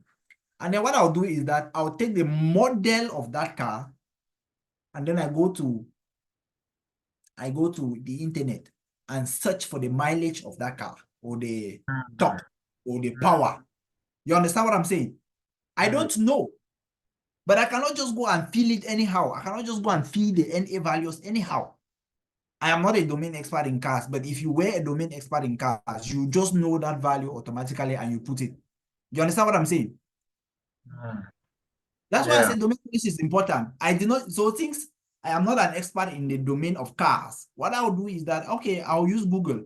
I take the car because your mileage is missing and I need it to predict the price of the car. And it's missing. I need it because it was one of the parameters that showed very significant. For example, the mileage was one of the parameters that showed very significant, and then the power of the car too, whether they call it torque or whatever. Yeah. So what I did was that if I check and I see that this particular car does not have a corresponding value for the mileage and this and maybe the torque or the power, what I'm going to do is that I'm going to go to Google and Google search and find out from the company what is the power of this particular model of car. And once I see it now, I'll come and I'll put that value there. It's better than just using mean to fill it. Is that clear? Yeah. Very. That's why I said you have to use domain knowledge first before you just don't go and start filling things and putting wrong. You see the situation of BMI here. If I just calculate, take 19 and fill here, this thing is wrong, because if I can calculate this BMI here, it will not be 19. But since if I go with domain knowledge first, I'll be able to get a better value here rather than just putting 19. Okay, that was it for domain knowledge. Now let's come down to this arithmetic that I'm writing down here, or this thing that I'm saying. Let me execute this cell so that we have this note. Okay, now let me come back to the beginning. If the missing data value is less than 70, you fill the missing value data, else drop the column. I've told you what it means to fill. Actually, you enter those values. You can enter them anyway. We're going to see that once we are working on our project. You see how we are feeling. But let's see. Okay, so how do you feel? You use domain knowledge. And then if the column is numeric with outlier, with no outliers, what do I mean by outliers? Okay, now I told you outliers are those extreme values that are terrible. Okay, let me explain. Let's see. So I think it would be better that I just actually use code rather than typing on the screen, because it comes writing. So let me say, I'm going to just create a list, right? I'm just going to create a list equals to let me just create a list, right? Let me create a list, say okay, I can just create a list. Let me say 2, 4, 6, 8, 10, right? Is it okay if I do this nonsense like this? What am I doing, Seth? Let me see data. I want to create data, so these people don't come and attack me. So I'm going to create a data, and what I'm going to do is that I'm going to say numpy.array. I'm going to create an array because I'm going to be calculating the mean definitely.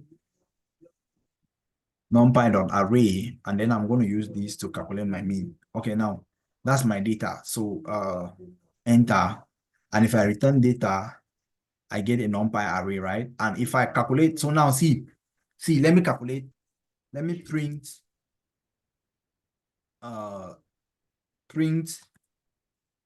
mean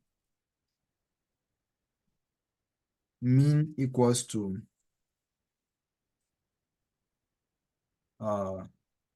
mean equals to numpy.mean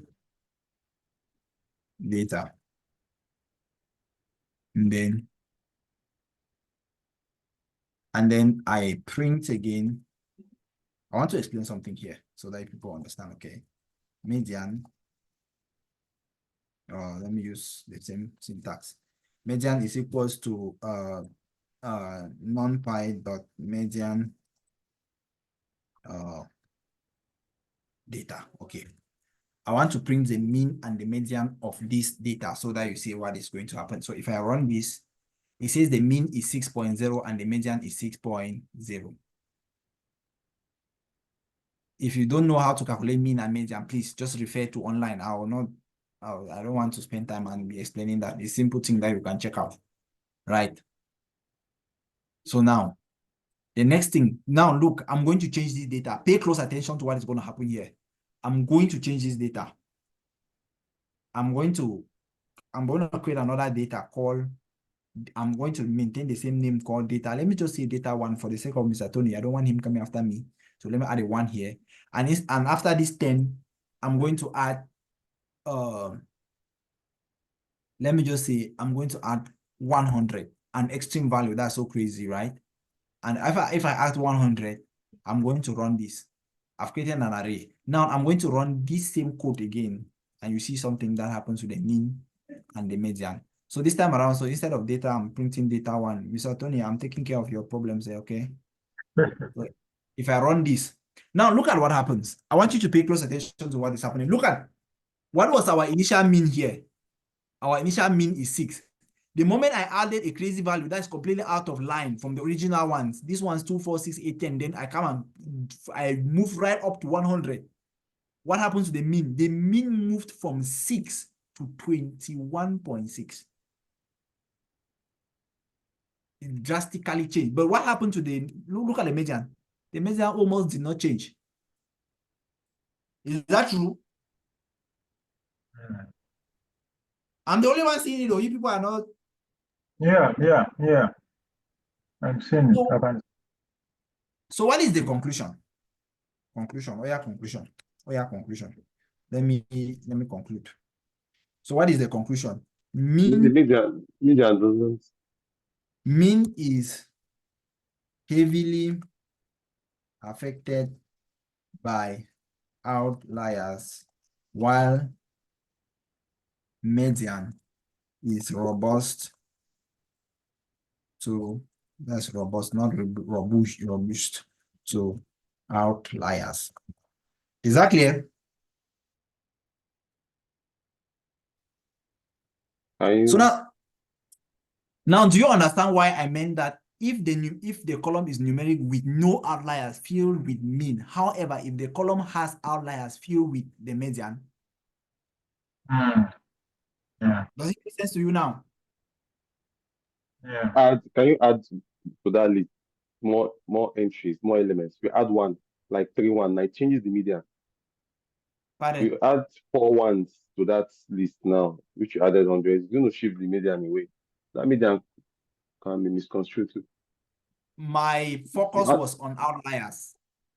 Okay.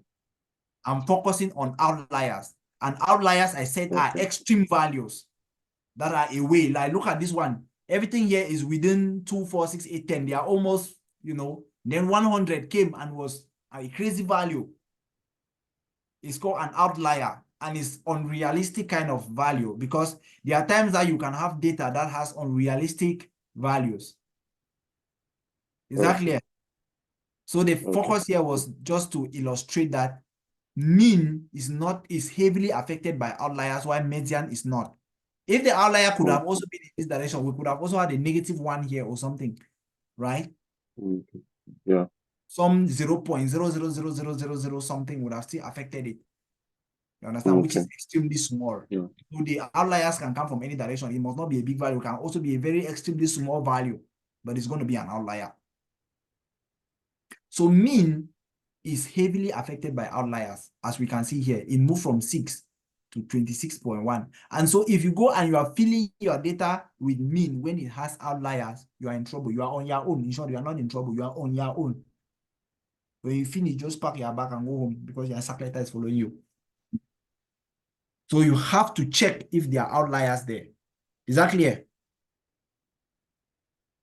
Okay. Yeah.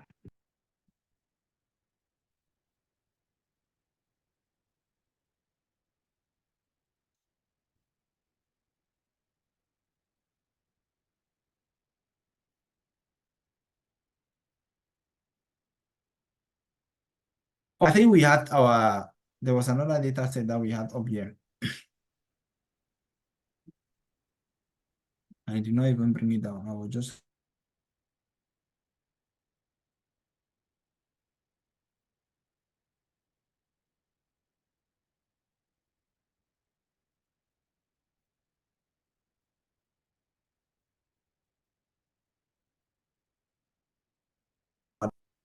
I just make this code as a guide. Well, let me just run this code and see which column it returns.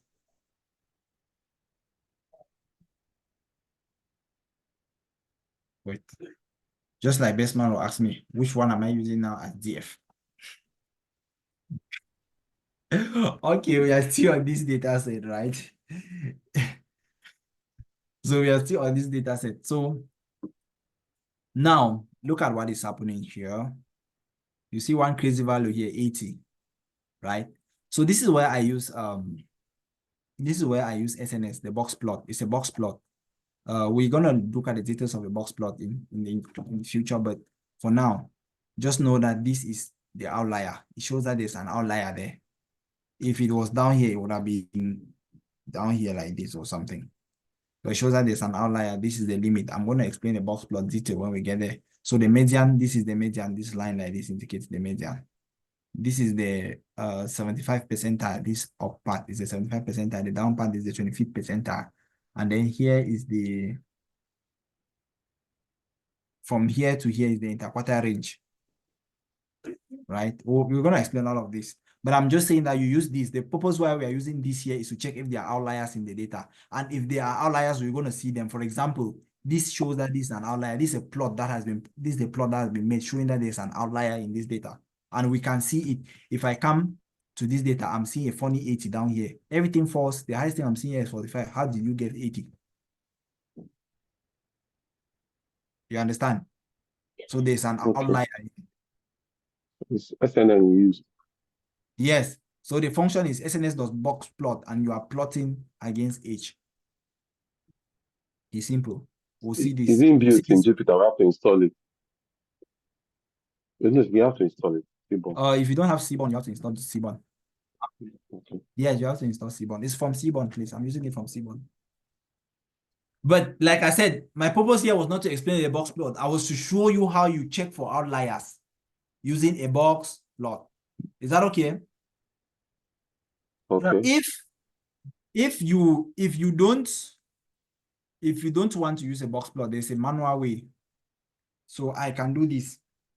I can do df of h, right? I think that a was uppercase, if I'm not mistaken. df of h dot unique. If I print df of h dot unique, I'm going to see this. I'm going to see all the unique values in my df. df of h of dot unique is like telling you what are the unique values there. You see there's a funny value here, 80. You understand? But the disadvantage with this one is that if there are plenty, you have to look. You have to be looking like this. You have to be looking like this. I don't know if you get it. Yeah. Mm. And you might even mix the value. That's why it's good to plot. But if you don't want to plot, you use the dot unique. And if you want, there's another function. You can even add a sum there to see how many of them are there, right? What's wrong with you?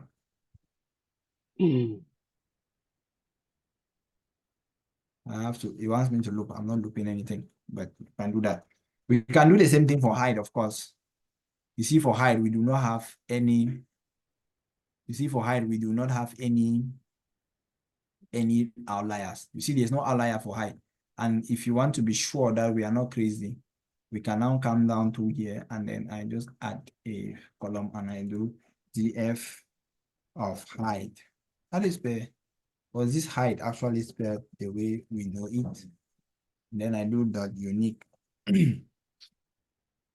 Right, and then if I run this, you see everything is looking the same. 123, 143, 120. You see they are 130. They are all around the same area. You understand? There's no crazy guy there. So there's no outlier. So now, in this case now, it was clear from up here that it was crystal clear that in my data, I had missing data for age, height, and gender, right? So, but my age has an outlier. Height Yeah. does not have. These two are numeric. Gender is not numeric, it's an object. So now, how do I feel? That is where we are coming to now. How do we make the feel now? Because now I'm sure that I have to feel age using my median, and I have to feel height using my mean. And then, like I said, I feel my object using the mode. Mode, I said, is the value with the highest frequency. I don't know if I did that count thing down here, but let me come back now. Oh yeah, so this is my code where I was actually filling. So the only thing is, I'm saying that if my column, I look through my columns. The reason why I'm not going to spend time here, because everything here is just simple. There's the one thing that I'm going to spend time on. I'm saying for columns, if you are forgetting a for loop, you go and check. For columns in zf.columns, if my column is equals to age, what do we, how do we feed age? We feed age with what? Median, right? Because it had what? Outlier, right? Then I'm saying df of age is equals to df of h dot. This is the function that I'm interested in. This function that says field.na.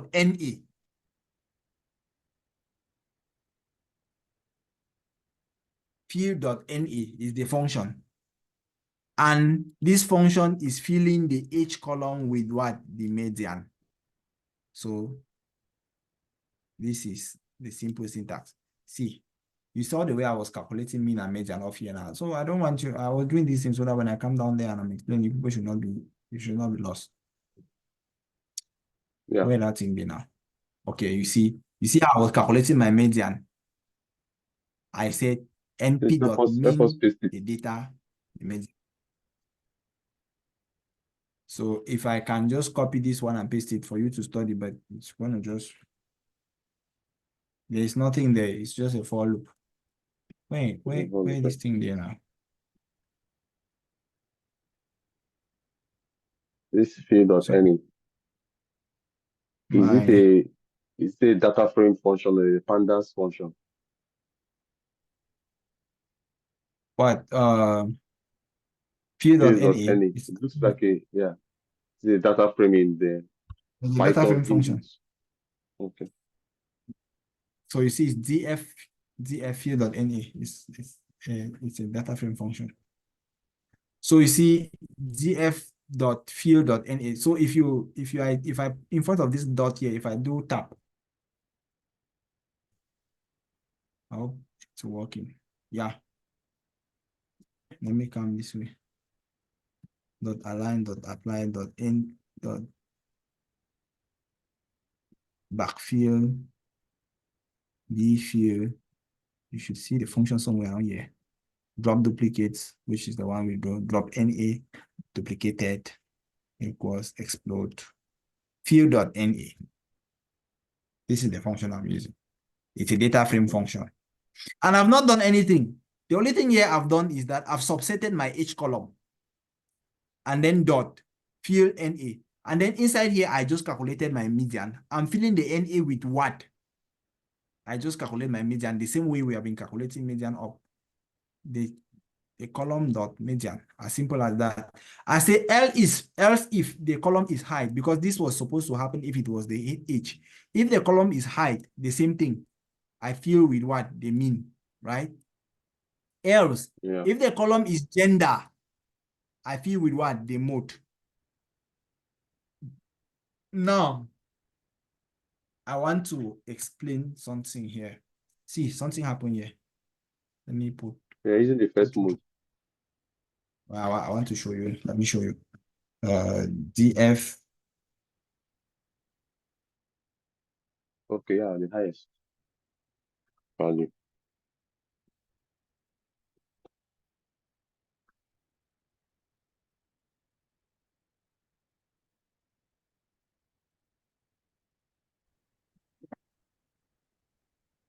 Do you see this thing?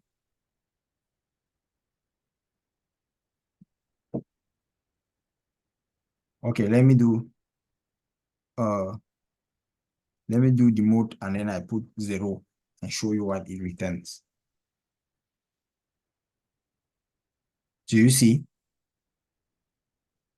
Can you follow? Yeah. Yes. So the mode, I said the mode is the entry with the highest frequency. And that means if they are saying that the mode is M, that means if I come to this gender column, M will be the highest. Of course, you can see it here clear. M is the entry with the highest frequency.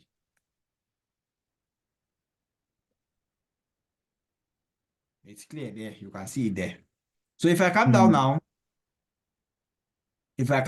where was I? Okay, I was here. So I wanted to explain why I'm using this 0 here. Okay, that's why I wanted to extract this part of code, this one like this, and bring it outside here so that you see the result.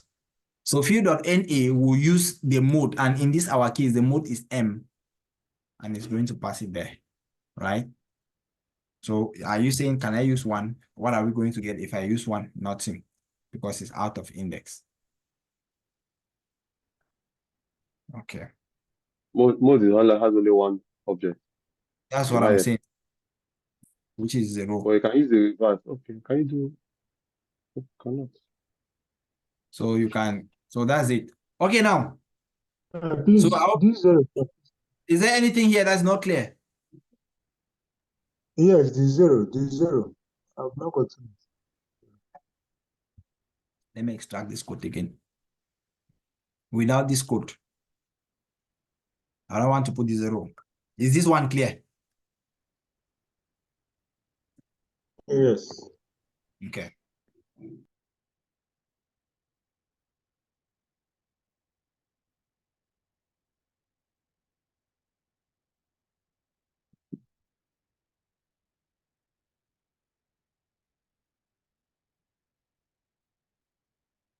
What did they do? What did they work yourself? So yeah, I just have to have this. Okay, this is my mode.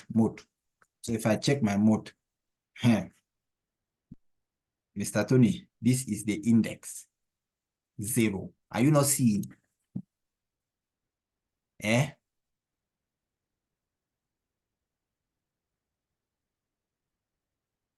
Mr. Tony, what is what is this? What is this? Oh. What is that? Okay. Okay, now you are saying, okay, you have not understood. Let me come again. Let me ask you another question. Wait, let me ask you another question now. Wait. I want to be sure that you understood. Where is that place? Okay, yeah. Okay, I want to show you something, Mr. Tony. ZF. Yeah, index. Can I see? Wait. Just calm down. Let me ask you another question. Are you seeing what I'm doing? Are you seeing what I'm doing here? Mr. Tony, are you there? I don't know if I'm the one with problem now.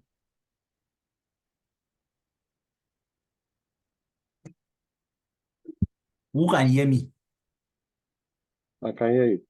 Okay, I think Mr. Tony, you are the one with problem. Mr. Tony, are you there? Oh, you. Now, how am I going to explain? How am I going to answer his question? Now it's gone. Okay. Maybe some people shared his word too as well. So I'm going to do the. This is yeah, I'm here. It's lagging from my end, but I can see. So let me do No, DF I'm of hearing you. I'm hearing you. If I run DF of gender, Hello, can Mr. Tony, it's okay. So let me call this DF2. I want to equate this result with DF2. And then when I run this and I return DF2, I want you people to see something. This is. Okay, so I'm going to return DF2. So if I return this, okay, I've returned DF2. I want to print the type. I want to see the type of DF2. DF2, right? And if I run this, You see, it says it's a pandas series, right? And if I, this is a panda series. Wait, let me do something. If I want to get this M over here, if I want to get this M over here, I'll do df2 and then I do 0. What do I get? Mr. Tony, Yeah. is it making sense to you now? Yes. So if I do df of gender of mode, it returns a panda series. If I equate this thing to, let me call this mode equals to, and then if I return the mode, let me return the mode, right? Sorry. If I return the mode, I get this. Let me add a cell down here where I'm printing the type of mode. If I print the type of mode,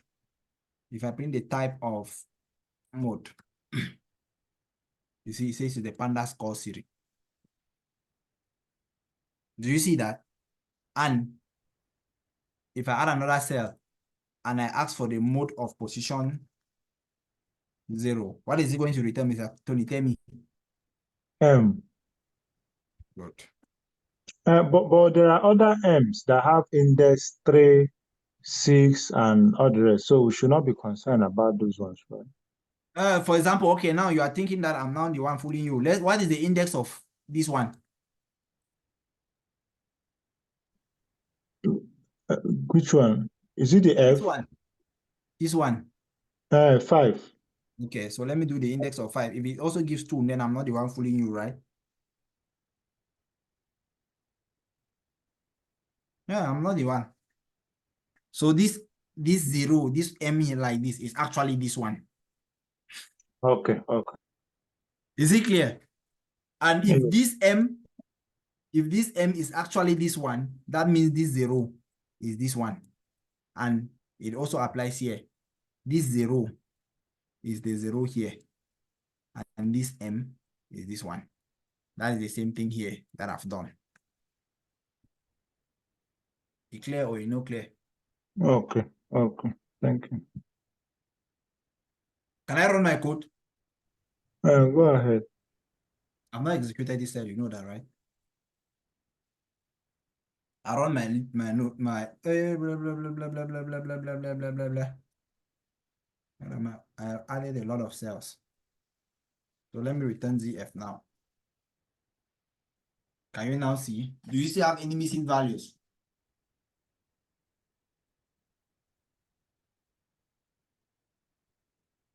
No. We don't have any Yeah, missing fill them values up. again now. And now you can notice now, let's see whether something is repeating here. This 2127.35 is repeating. That definitely means that was the median. That was the mean. Sorry, we replaced height with mean. And then 12.0 is repeating here. That definitely means it was the median for the age because it had an outlier. Is it clear? It's clear. How This did they thing will detail? take your time. Oh.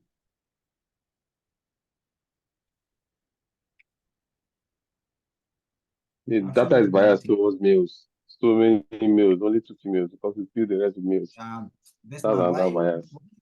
why are you making these women to come after us now? Is there something you have to talk about again?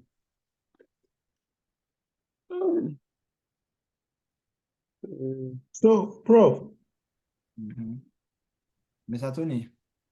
So that rule, that rule that you stated, is it like a rule in data science or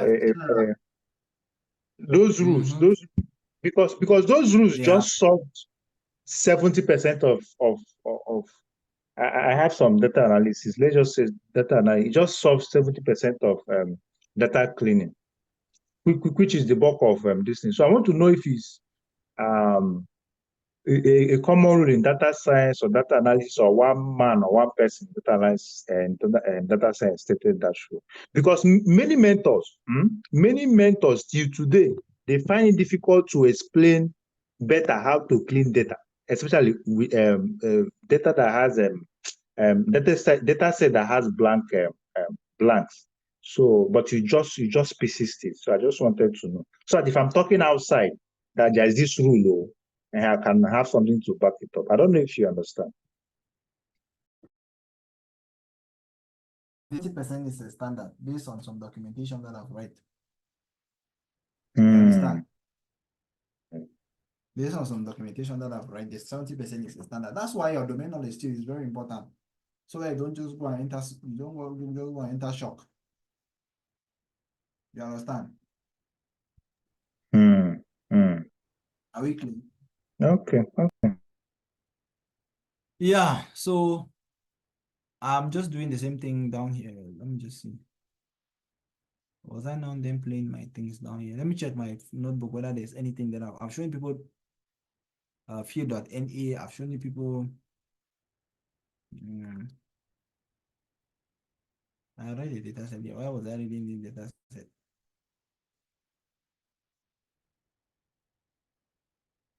There's a function say drop NA, right? Drop NA. They ask you, oh, let me import this data. You see, this data has a lot of NA. Then I can drop them. So where did I import it? Okay, this is the cell that I executed. You see, it has 9 rows and 119 records. So I can drop NA, and then they're asking me how do I want to drop it, right? I say all, right? So if I run this, where did I drop the NAs on a particular? Okay, yeah, it checks across the. Is it supposed to clear all the rows? But let me confirm. Okay, let me see the number of rows. Oh, I think in place equals to true, right? Prof, I think Pardon.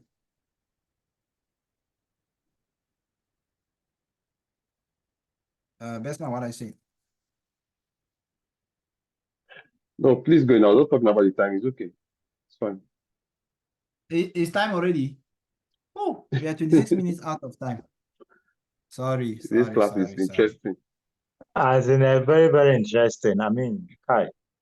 I was not showing you people the drop.na. You use this one to drop, but I'll just, okay, it's fine. Let me just let you guys go rest. I'll finish the remaining topic. We'll do some more practicals in our next class, okay? We'll do some more small. Now that time we'll try to clean some data. Is that clear? Okay. Yeah. Yeah. Okay. All right. Let me let you guys go. I'm sorry for overtaking your time. Bye-bye. No, See you tomorrow. it's fine. No. Thank you, Thank sir. you I very, appreciate very it. much. We'll miss Yeah. Thank you.